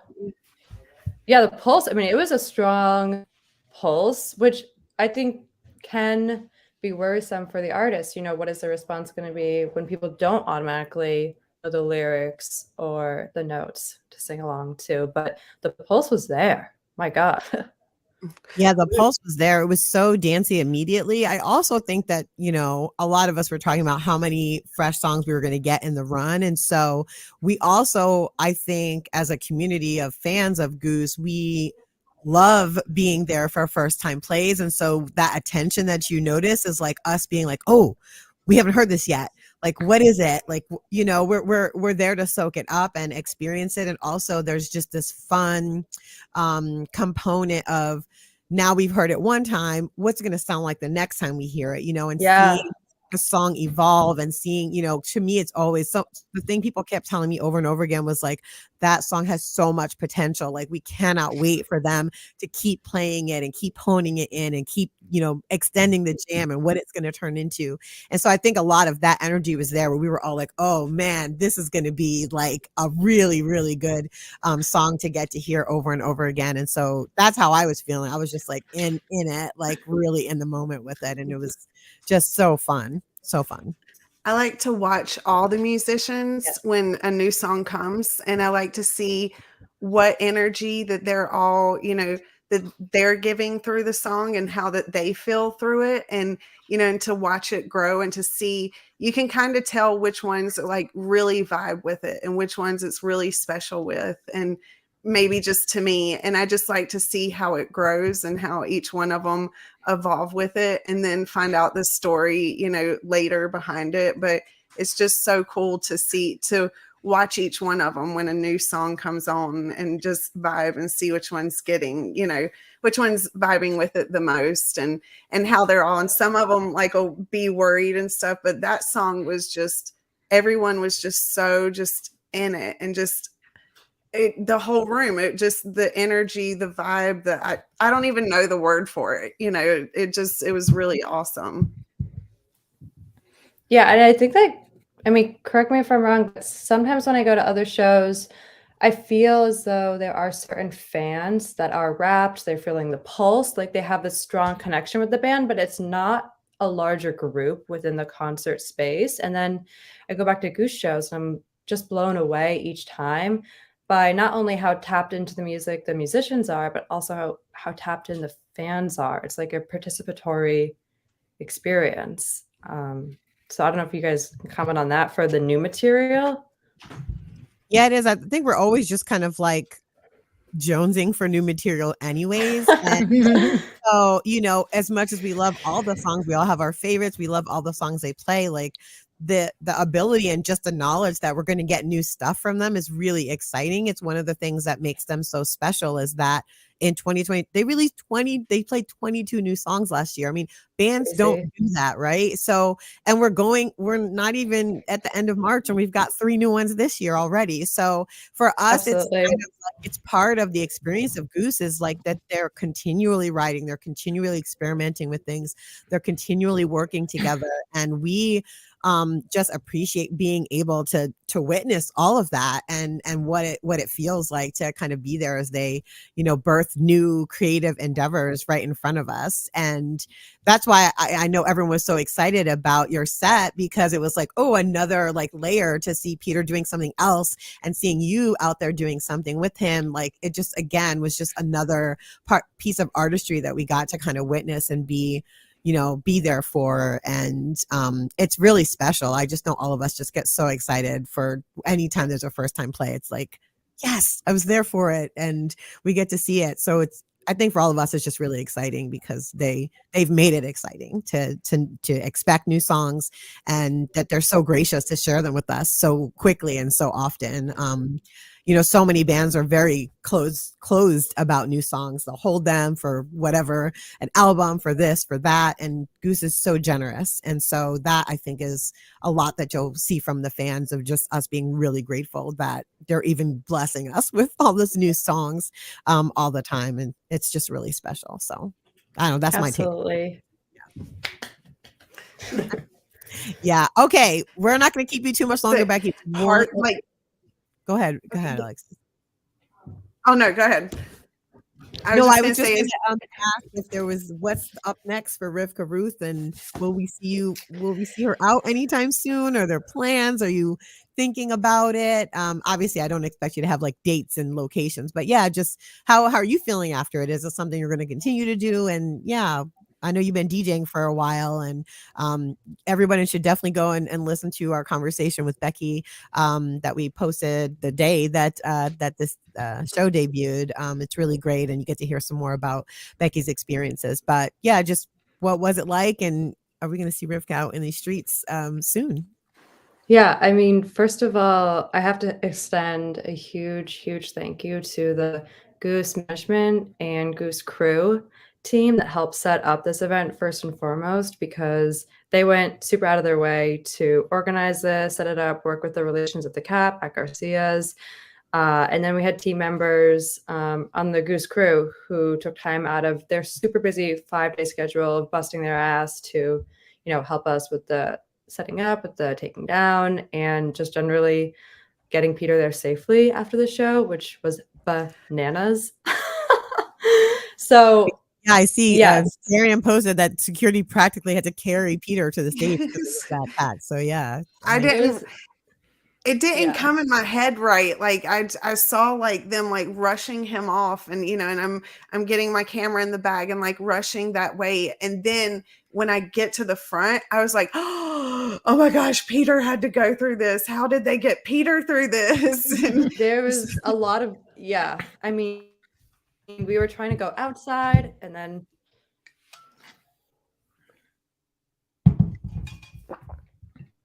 maybe we lost Becky. it was hectic. It was hectic for sure.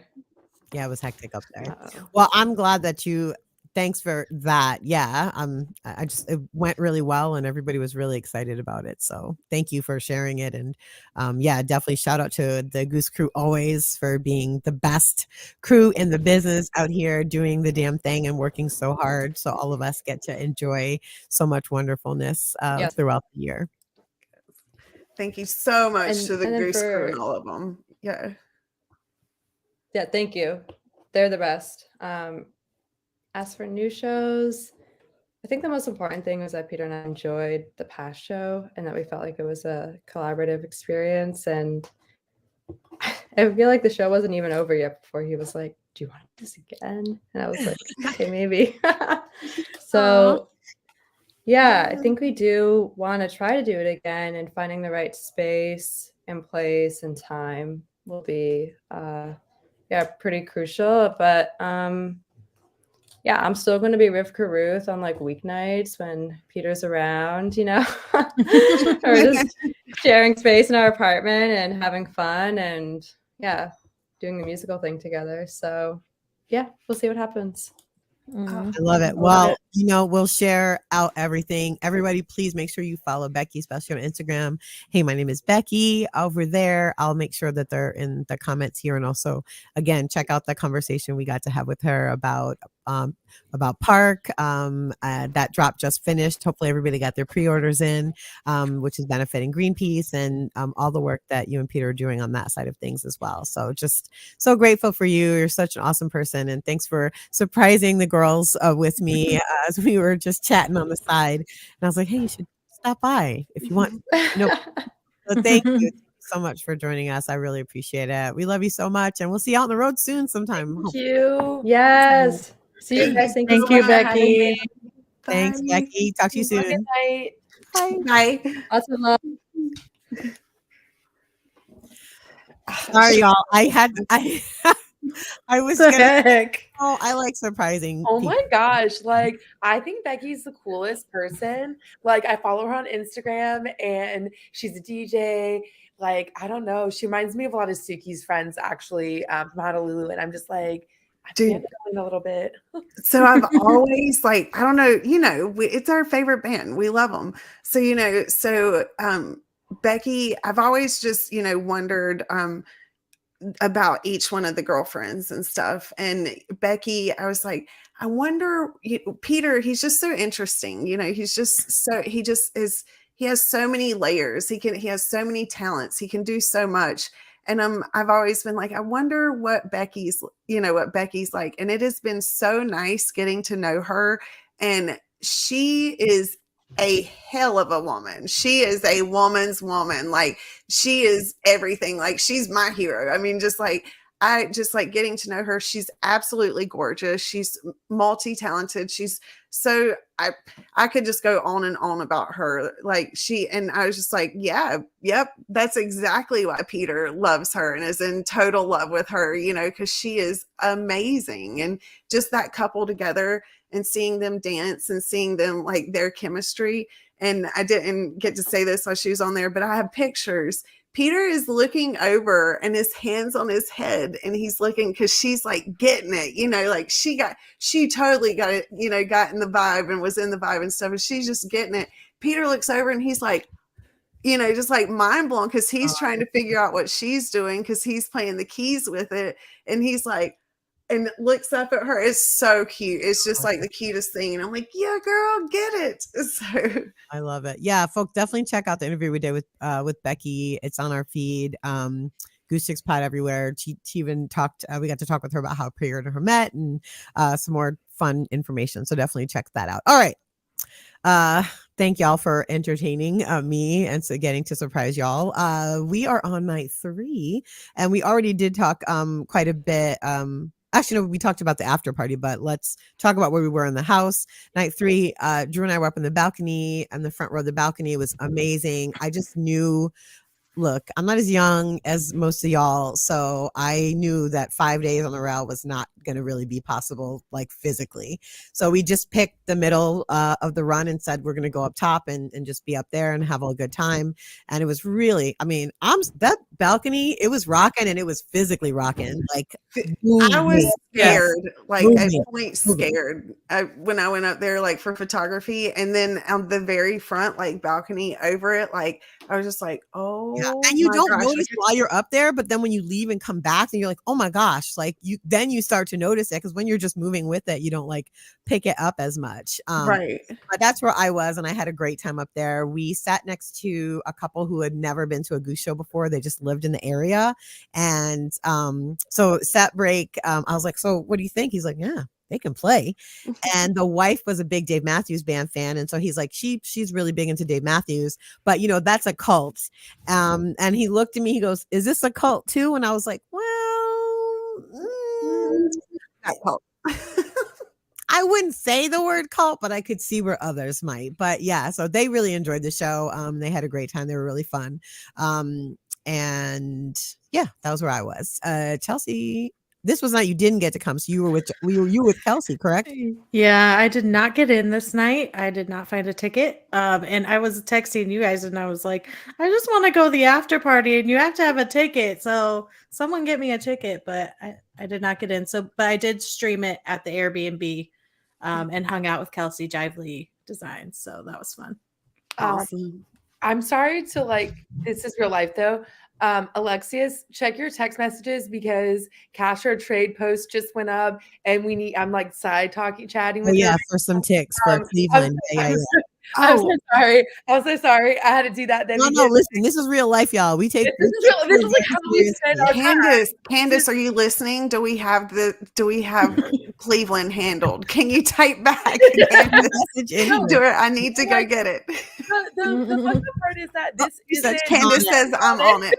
Candace is on it. She's on it.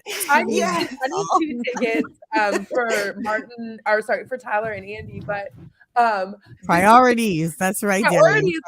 So this isn't even the only person I'm talking to about shows either. Like my buddy Nick is Facebook chatting with me right now about the summer fish tour, and he's like, I'm gonna be in Wilmington, and I was like, that's like less than 2 hours from me. But then I'm like, I'll be just getting back from like a 16-day Goose run. So I'm like, do I want to do fish? But like I do. Shout out Nick Wynn. Of course I'll probably be at that show, Hannah. So we should definitely go. I'm trying to get tickets to that show. So I mean, just wait a little longer. You'll get tickets. Yeah.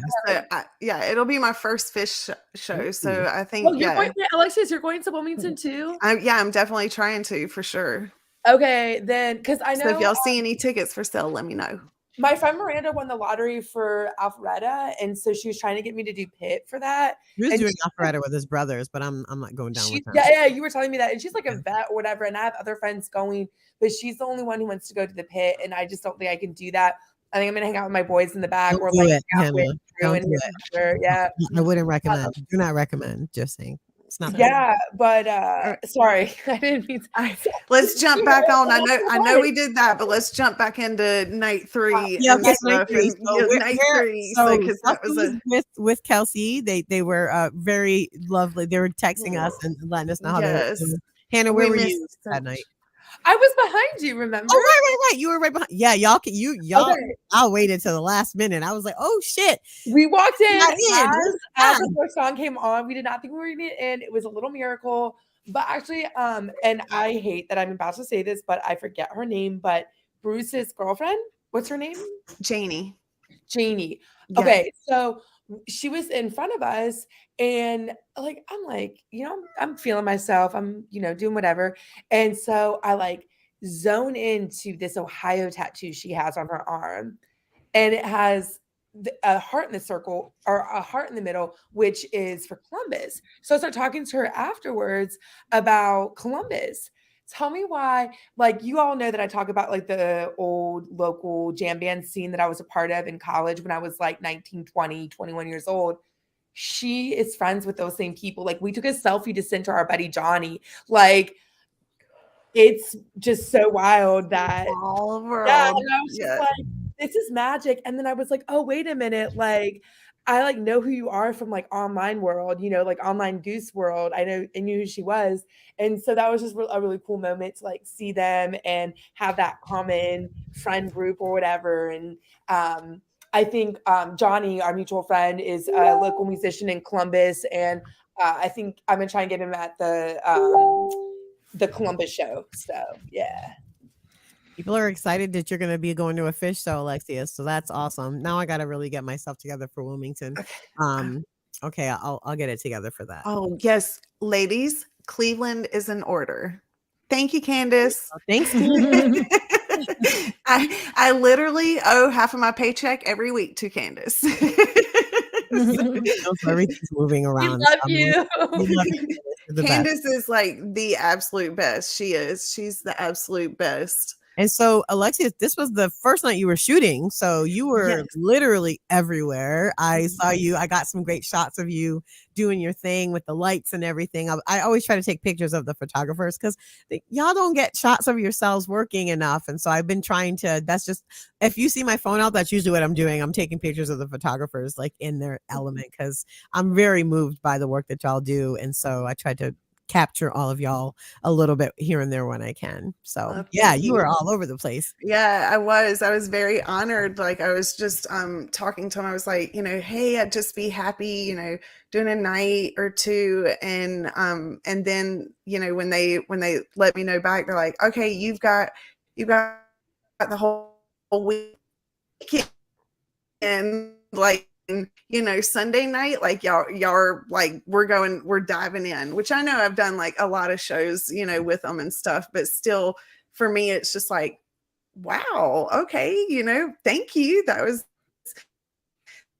very, very nice. And it was being up so close, like when Animal Flow Down, all those songs are coming on, I'm like, yes. And it was a lot of fun and getting to see their expressions and stuff. And then then just being able, like I said earlier, being able to dance with everyone, being able to come upstairs and dance with you and Drew, and being able to see Hannah and being able to see everyone. It was really nice. And being able to talk to people, and that was a lot of fun, and just a super duper lot of fun. And then I was also able to go on the balcony, so I was able to see from every single spot that was in the house. And I'm just a curious type of person. I wonder what those seats are like. I wonder what that's like. And so my curiosity was able to to I guess scratch itself, or what's that expression? Like I was able to scratch that itch. Yeah. Scratch that itch. Yeah. So that was so jam of the night. Let's hear it. That was a hard night. I have to say, just because literally, I think this was my 27th or 26th show, something like that. And I finally got my whales. Y'all, I literally almost burst into tears. Drew was like, Leslie, Yes. finally, I got my whales. I Been wanted chasing to this dance the thing whole for time. everyone. I was so freaking excited. So for me, it was just the highlight of the night, just because I, like y'all know, I've been talking about it forever, wanting to hear it. And it's one of my faves, but I just really wanted to experience it live. And so that was really special for me. And I loved it. It was so good. Oh my gosh. Chelsea, what stood out from whom? Well, I'm gonna go with Flow Down. I actually was outside the venue when they were playing Flow Down, and I could like hear it. Kelsey and I were like at the box office, like, "Are you sure there's no tickets?" And we could like hear them playing it, and so we had a little dance party kind of in the hallway. So that was fun. But I always just love a good Flow Down jam. Flow Down's the best. I mean, no matter how they take it, it's just fun. So Exactly. You can't go wrong with the flow down at You're all. really I was can. like, this is the rowdiest shindig I've ever seen, and I want to be in there right now. Damn it, I want to Please. be there.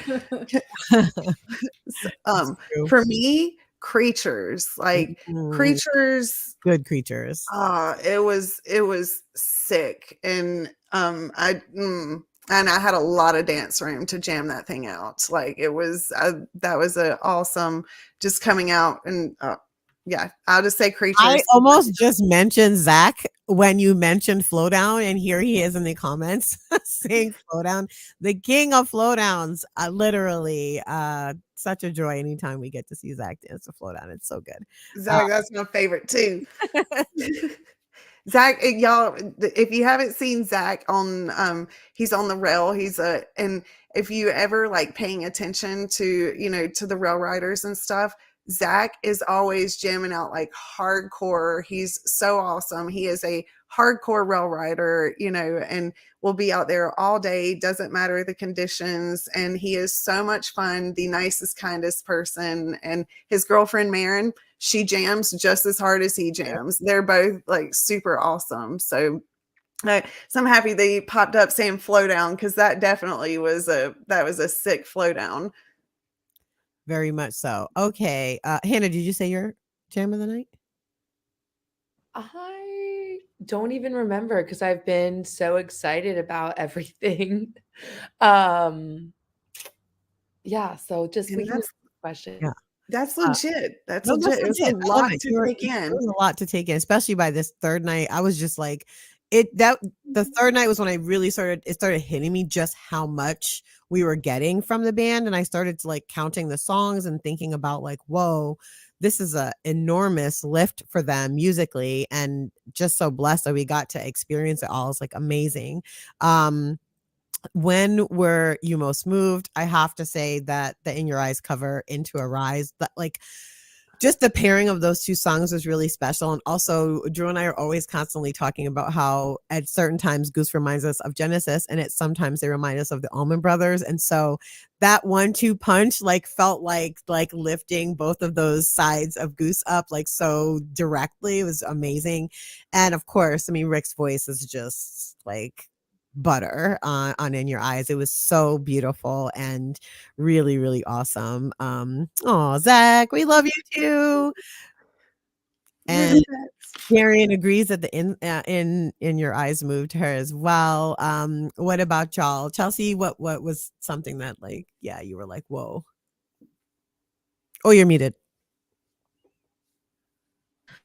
Arise was really special for me. They don't play that a ton as Goose. It seems like they play it a lot as a Ray Below, but that song is just so beautiful and makes you like stop for a second, I feel, and just, take a moment and let it wash over you. So that Arise I've listened to a lot since. Another church song, definitely yes. another Goose church song for sure. Actually, I forgot that this was the night they did Everything Must Go. I definitely cried during that song. And oh, you know what I forgot about this night too? Because this is when we I feel like we had a moment. Chelsea, I ended up getting seated next to your friend Sarah. Is that Kelsey's Kelsey's friend Sarah. Oh, it's Kelsey's friend Sarah. Yeah, sorry. And you guys were hanging out the whole weekend, and we didn't realize that like she's Kelsey's really good friend, and like Kelsey and I've gotten really close too. And then we like eventually realized it. But like when that song came on, we both were just like shyly looking at each other and like tearing up, and it was really cute. Also, she's freaking awesome, and I love her. So Yeah, love it. Alexius, what was your move? What moved you as you were bouncing around the building? Bouncing around, yeah. So that is kind of the difficult part. I would say bouncing around the building. Redbird really got me that night, and Redbird usually is not. Like Redbird finally made its debut into my, I don't know why. Maybe it was because I was just like trying to block it for, but Redbird really hit me that night, and it was really beautiful and really awesome. So I probably listened to that a couple of times since, and so that was what was beautiful to me, Redbird.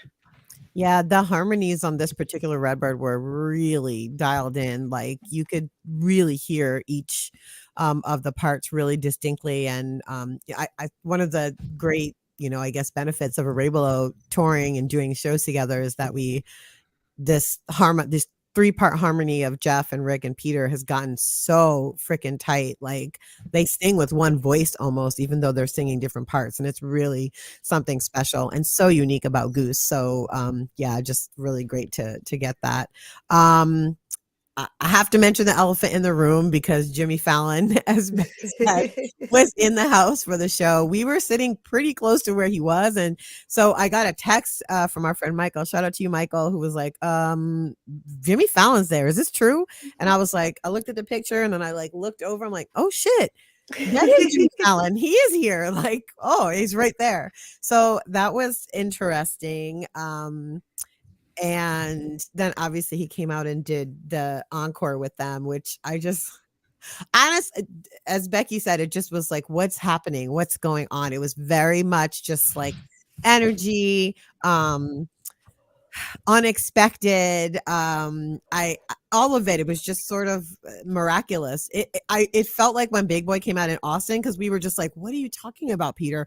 What do you mean Big Boy is coming out here? It was just like that, just like springing it on the audience that way. And so yeah, and it was great to see all the pictures of him backstage with Coach, like before the show started and everything. Can you just imagine he and Coach together like that? That is the duo, that energy, like crazy energy all over the place. And like, both of them like doing like the pictures of like of like who's like the like going out and stuff of the pump up and everything. Like that definitely, I bet that was. I can just, those two for some reason in my mind are the two that just like that would be hilarious together backstage. Yeah, for sure. Any other thoughts around Jimmy Fallon? I just have to know that he almost knocked over Rick's backup guitar, and Rick's face. I just burst out laughing because he was like, hey man, put the guitar up here. What are you doing? Just his face was just like, hey, this is great, but also like this is important things to me. It was so he just had such a human emotion to the moment, and I love that they're still themselves on stage like that. It's so great. And Rick's soccer skills and stuff, like he's like totally in the middle of playing, getting it, and he sees that microphone stand going over, and that foot goes out, catches it, before, and then Sam comes out, grabs the microphone stand, and in my mind I'm like, why is that? And why did that happen? And then when you're behind the camera you can't see everything, and then I'm like looking, and Jason's like, yeah, he knocked over the stand and it almost hit the amp. And as I'm going back and scrolling through the photos, like you can see it, and then Rick looks over at Trevor just like and gives the biggest grin, just like, man, can you believe that? Like really? And so it's just like really cute things, like just happening and stuff. They're just so cute. But that was definitely an unexpected fun. And let me say, Jimmy Fallon blew Mustang Sally out of the water. He did a really good job on the vocals on that. For him not to be a singer and for him to be a comedian and stuff, like you have to give him credit. He did it, he he didn't do a terrible job No, he whatsoever. jumped in the deep end and like went for it. So I He appreciate did. Yeah, I like that. he went for it for sure. We'd be remiss. We got another freshie on this night as well, which I really loved. I think Candace mentioned it. Yep, Familiar Groove. And we did get Dark Goose with this Thatch as well, as y'all know. My secondary title in my life is Thatch Evangelist, and so I was super excited to hear it. I literally, when they started it, I leaned over to the guy in the couple next to us and go, "This is a heater. Get ready." And he was like, "Oh, word." I'm like, yeah. Get ready. This is it. This is that one. And so, I'm glad you warned them. I was like, be prepared, because this song goes hard. I love them ending the set with it too, because it really just like lifted us all back up and like got us like, energized. I just felt really energized after it. I always love Thatch. This was a particularly deep, like every time they played it just gets more and more texture, more and more richness to it. And they killed that one. They really did. so good. That was the song that I had that really special moment with the security guard at the Cap. It was during the right in the jam, and they were like getting into it. I just looked over to him. We just like pointed at each other and we're like, yeah. And so, right at set break, he was like, "Oh my God, that was the moment of my week. That was so great sharing that moment with you." So yeah, it was really great. And I just had a really good time up top. It was a fun time up there. All right. Did you realize also 2 seconds? Did you realize also that Bruce was like 2 or 3 rows behind you? I did, and he came around when they said, he was like, "Thatch." He like yelled at me, and I was like, "Yeah, Bruce." Yeah. It was really. Those are the cutest photos, because I'm taking pictures of you, and then all of a sudden you and Drew, and you're rocking out, and all of a sudden I notice Bruce is in the background doing like the booty slap thing, and I'm like, Bruce, it would not be the same ever without. So got cute pictures of them and y'all. But anyway, on to the next. Sorry, I just had to say that. Just for sure. Show Bruce some love. Yeah. All right. Night 4. We have made it to Saturday. I would venture to say this is the hottest ticket that Goose has ever had, the hardest ticket that Goose has ever had to get. I've never seen, even the Fox Theater was not like this. I mean, I saw people almost offering their firstborns for tickets. Like, they didn't, but it was like going in that direction a couple of times. Oh yeah, definitely. I actually did offer up my never going to exist firstborn child. And I still didn't get tickets. My eggs weren't worth it for some reason. And I should also note that the sound check for this day was actually the benefit set for the Fox G1 Foundation, Research Foundation. So these guys played a set for people before we even got into the building. This is how much work they were doing. So they had done. Peter had done 2 shows on Friday. They both did all of them did 2 shows on Saturday, and then the Arabolo Trio did 2 shows on Sunday. These guys were putting in the work, man. We just get to hang out outside. It might be a little cold, but we're still just sitting around and kikiing with each other. They're actually in there working. So just such a beautiful, just beautiful. Just them that they offer themselves up so much for so many people, and it's really beautiful. It is. I got pretty lucky, and somehow I just had to go to the bathroom, and one of the security guards that I absolutely love was right there, and he was talking to me. I was like, "Oh, I've got to go to the bathroom." He's like, "Oh, come this way." And so I went around to the side, and he let me in. Had no idea what was going on. So I'm like sitting back there and like chatting with some of the people, and then like one of the other security guards that knew that I wasn't supposed to be in there, she was like, "She's not supposed to be in there," and the main security guard was like, he's like, "She's been," and it was ending, and he's like, "She's just going out with the other ones now and stuff." And I was like, "Oh, well, that was cool. I had no idea that was going on." So I love it. That whole thing came from like a online exchange with Rick, who is like actually just moved by somebody's personal story and stepped in to say, "Hey, we want to help out." And again, just goes to show you. In the house that night, I was pretty much center stage, I think, or just to Trevor's side of Rick this night, back on the rail.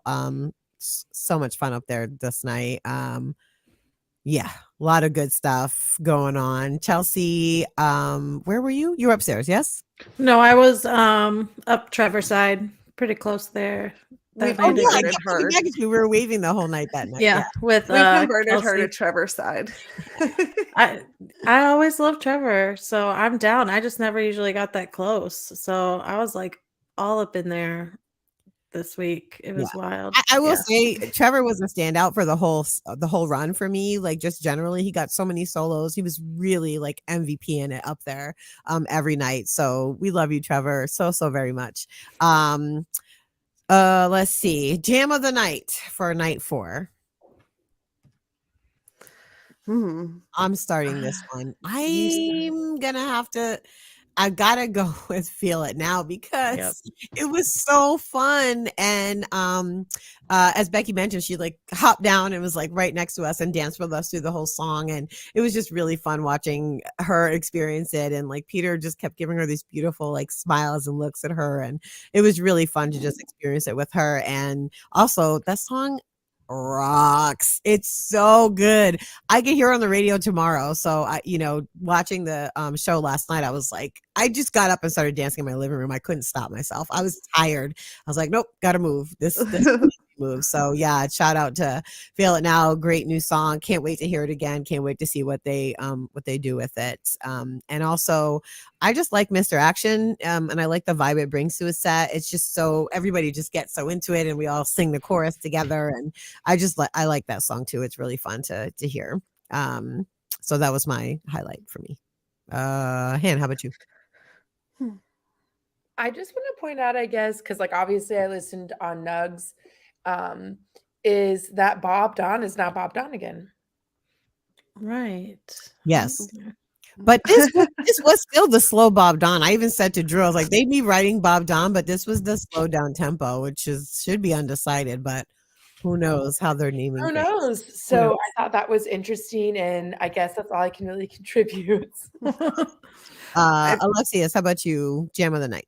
Jam of the night, I would say for me is SOS. I am a huge SOS fan and was so excited to get it. And then it was Seekers on the Ridge and Mr. Action and then SOS, and that was top notch for me. I absolutely love SOS and hadn't had it in a while.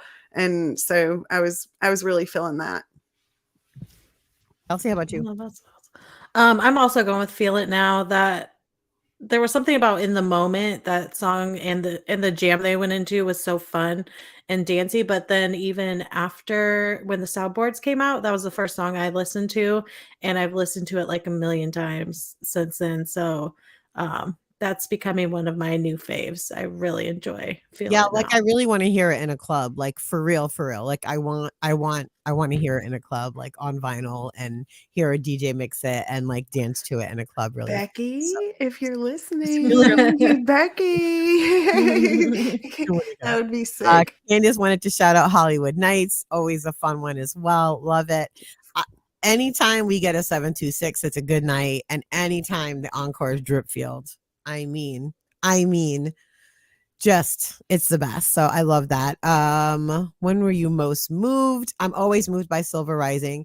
Every single time I hear it, it moves me. I know it's about a werewolf, but there's something about humanity in it that just connects with me. And so I love it. And we all howled after this one, which was so cute. All of us owling up front. And I also noticed that Peter started doing a specific keyboard sound that sounds like a howl now during the song, and I was noting that too. So I thought that was really cool. We got ows in a couple of different ways and directions, so that was really that moved me. I really like that.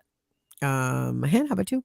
I don't, did you you're coming off soundboards because I know you were out in Brooklyn doing your thing this night. I was on a different vibe, but also a similar vibe.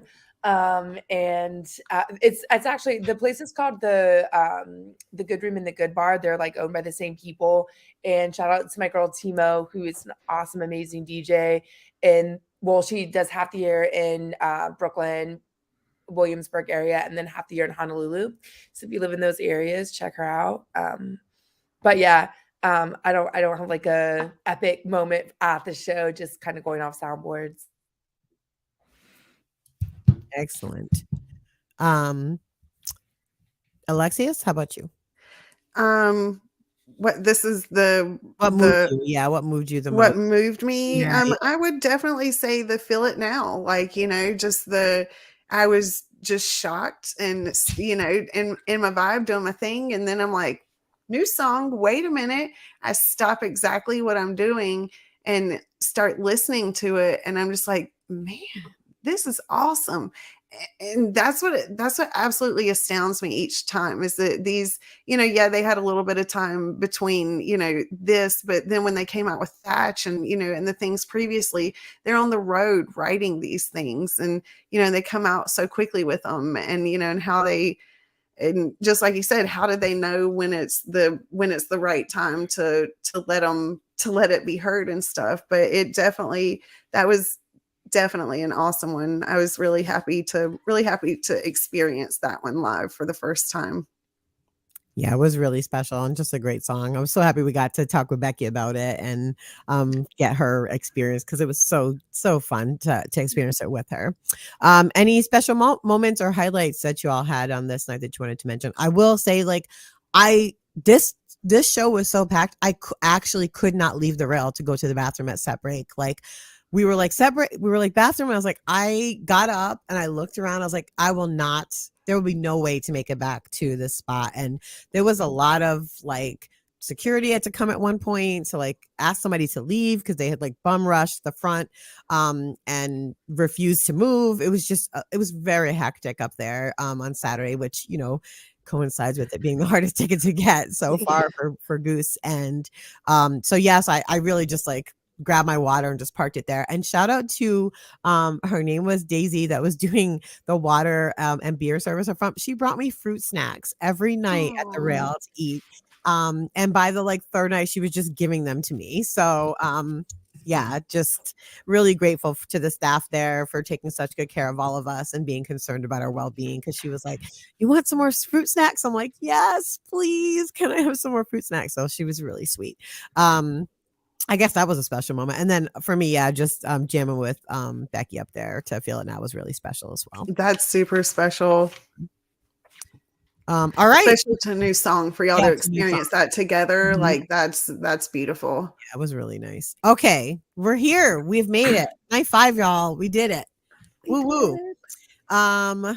This was the coup de grace, the last night, and we all got to experience it together. I was back on the rail pretty much right in front of Rick, or just to Trevor's side of Rick, I think, this night. And I'm not gonna lie, y'all, I was coming in there with not a lot of tank in my gas, like gas in my tank or whatever. I was just like, okay, am I gonna make it through this show? I'm hoping I can sustain my energy up there. And then they opened with Time to Flee, and it was like, poof, never mind, I'm in it. So yeah, I just remembered when I walked in being like, ooh, I'm kind of tired today. Like it's a lot. And we had done the Osiris event in the afternoon, which was really, really fun and really great, but also was I don't know, just felt like I had already expended some energy show wise. And so going into this, I was like, okay, gotta like tighten my jib, be ready to be back in it again. So I'll just note that was definitely something for me. And where were you at, Chelsea? I was in the balcony this night, up in like the center balcony, and I was totally fine with that because I was like, okay, I need a break. I'm all peopled out. Like, I just want to be alone. I went between the Ray Below event and took a nap for like a couple hours, and then came back like right when the show was starting. And shout out to Adam, who I was sitting with.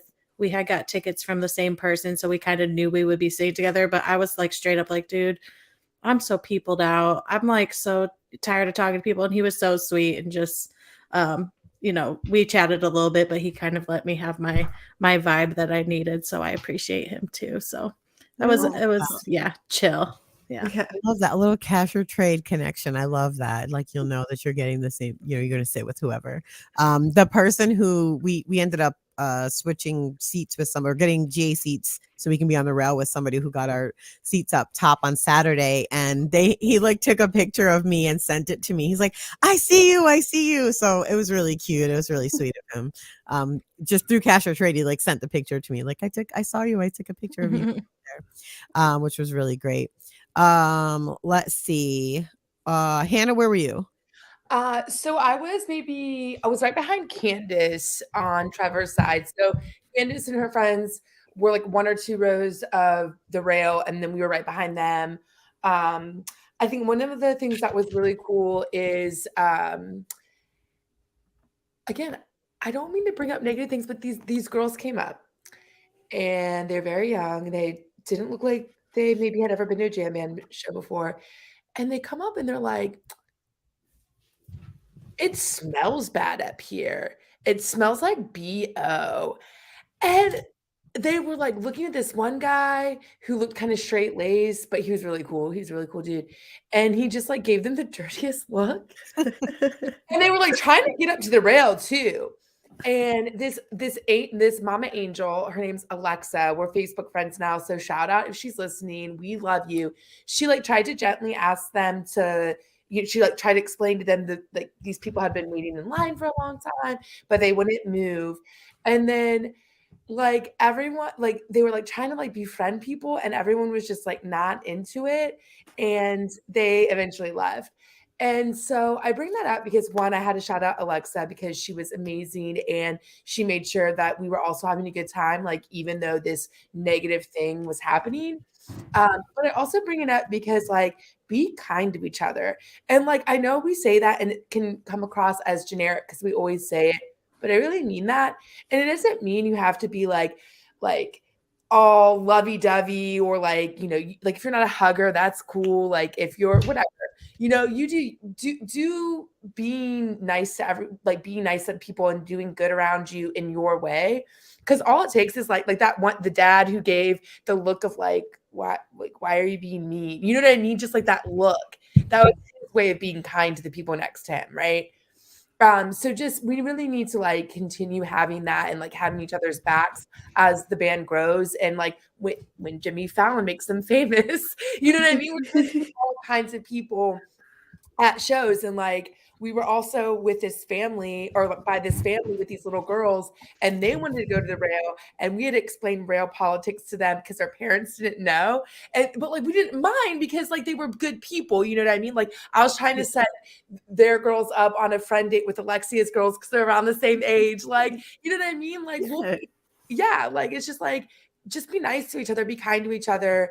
And they did come up to the rail, and they were they a while, and Ben threw them each a drumstick and everything. And so they actually had they were very sweet girls. Did you know who intimidated them though? Was Drew intimidated them, and he asked what their favorite songs were, and they were like couldn't answer. And then the one girl, the older sister, made sure to go out of her way, like I think it was during set break, to like talk to me about Moon Cabin and which were her favorite songs. Like she wanted me to know that like she knew, you know what I mean? Like it's so funny. Drew only asked that so he knows to switch and put them on the rail for the song. Yeah. His friend John did the same thing for me. And if Factory Fiction had been played, I was going to go to the rails with the girls. Because John was like, yeah, we'll get you up if they like, what song would you go up for? And I was like, Factory Fiction. So like, it was just a really magical time, but it was because of all the different personalities. You know what I'm saying? Like, so just continue to be kind to each other out there and spread that magic. That'd be nice. I'm not even going to ask where you were, Alexis, because you were running around yet again. Everywhere. Last night of all of this heavy lifting you had to do, and after the Ray Below show, which you were all over that too. Amazing pics. I'm excited to be in the car to see some of them tomorrow, so it's gonna be fun. Jam of the night. I have to say it burns within for me because we haven't heard it in like a year, and so it was just really special and really beautiful, and yeah, that really was special. I wasn't expecting it, and they shocked me again. It was really nice. That was awesome. Into the Mist always does it for me, and And that the last night had a few songs that really got me. It Burns Within, Into the Mist, and Elmeg just got me. And then ending it with Empress of, the Empress, it just, again, every night they do it, but yeah. And It Burns Within was a definite thing that I think a lot of us were just so happy to get, and so moved by it. I know Daniel Ralph was. Candace put it up here. It was, we were about it after the show was over. We were able to get together like our, it's hard. Like once so many people, the group is growing and growing and growing. And so a group of us that hadn't been together in a while, we were able to get together, even though we were all exhausted, and we said we were not going to do anything.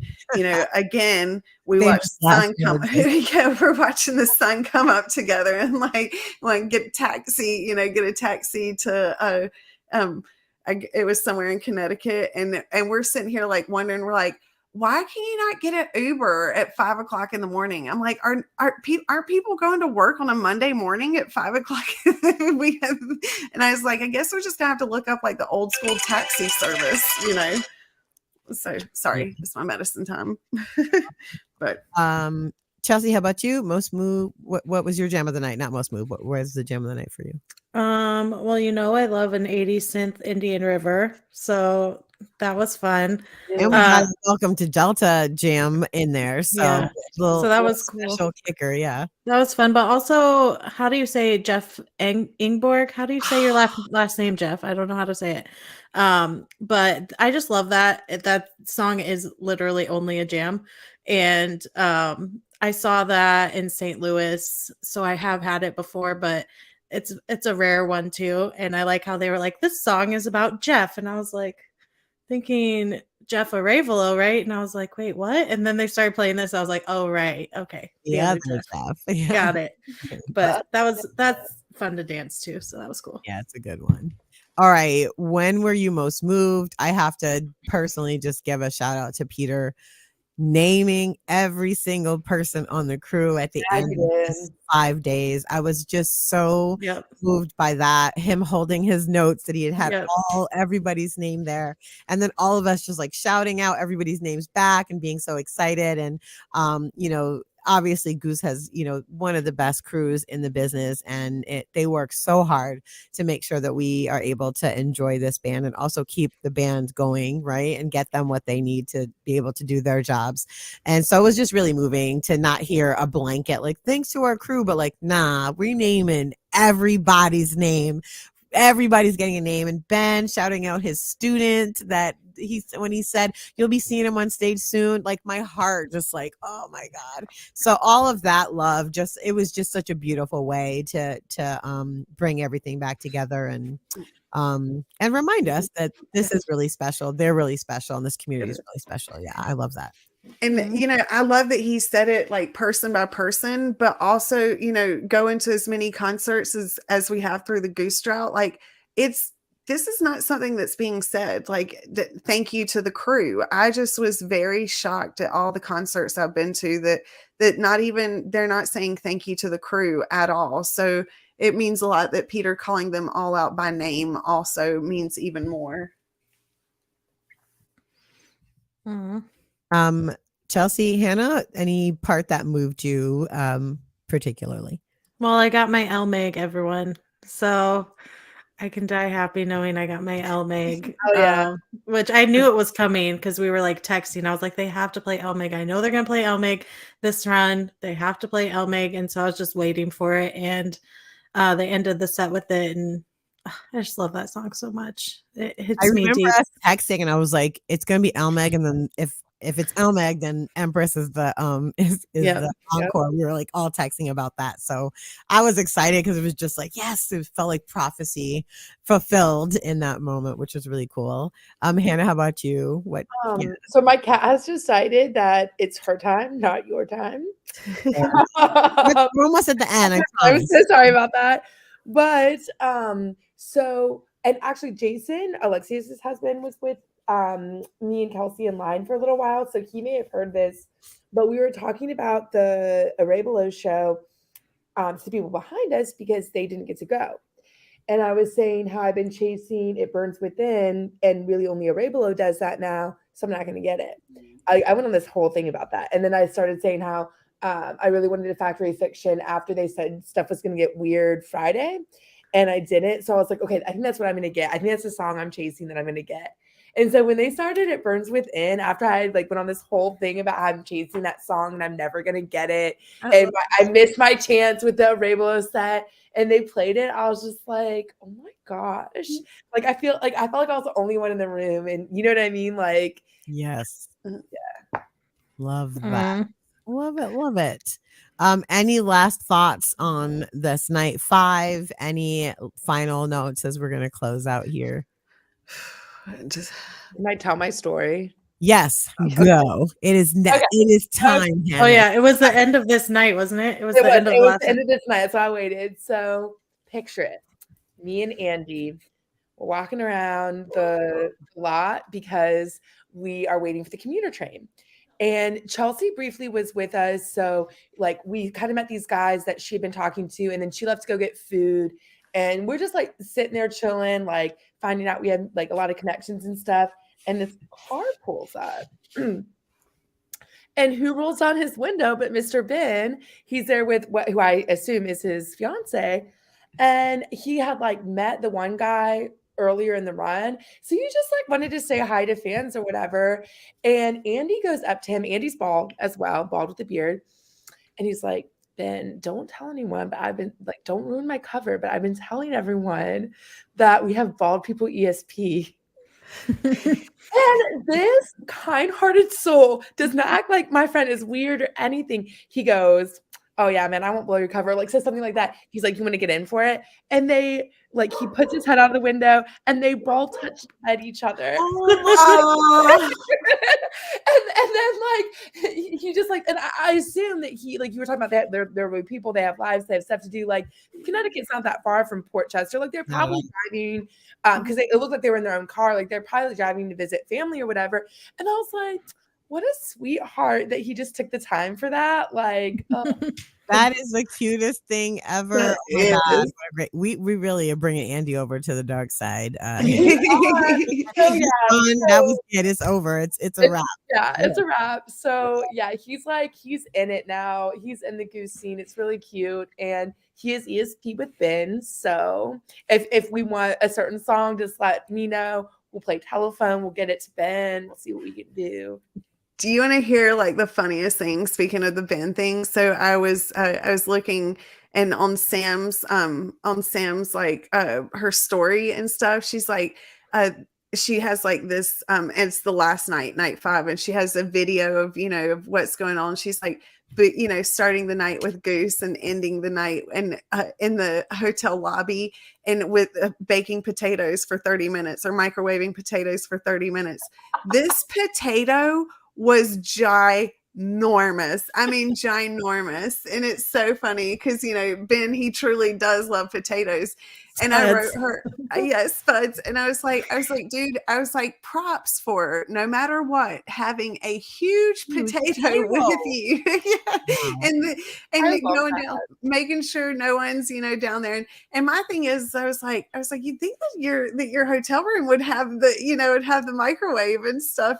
But that was the funniest, cutest thing ever. Just like, ending the night with, what do you want to eat? I want a potato, I love it. I love Ben. And I don't feel like that Ben gets enough shout out and stuff. I've been talking with Ben's parents and they're absolutely awesome. June will hopefully that we'll talk with June soon and stuff and be getting some words of wisdom but Ben is the hardest person to photograph in the world. Like where they have him set, like Trevor's things are in front and Trevor's microphone, and you can get like a good spot of Jeb, but of Ben it is so hard because the things that are right there. So I literally spent Saturday night solely focused on Ben, like trying to make sure that I got an awesome photo of Ben. And it's still hard. Y'all see like hundreds and hundreds of photos of just Ben to try and get like just a few good ones. So, but this run was so awesome. Everyone, it was so good to see everyone. And Daisy, I see you in the comments from out west. I'm so bummed. Like, we will be seeing Daisy for anyone who's going out west. Daisy will be out west and all the shows. Are you going out west, Leslie? No, Drew is. I'm not. Drew Drew is. He'll be at Eugene and both San Fran shows. Oh, I miss Daisy so much at this show. She's so awesome. And She's always your fan. She's always fanning all of us and keeping Yeah. us cool up there. So we did miss you, Daisy, and your presence. We love you so much. Candace had a last thought. Love the creativity of the new songs, different flares, different beats. So awesome. Absolutely. Again, continuing to evolve. They just keep getting better and better, which we're very lucky to have. All right.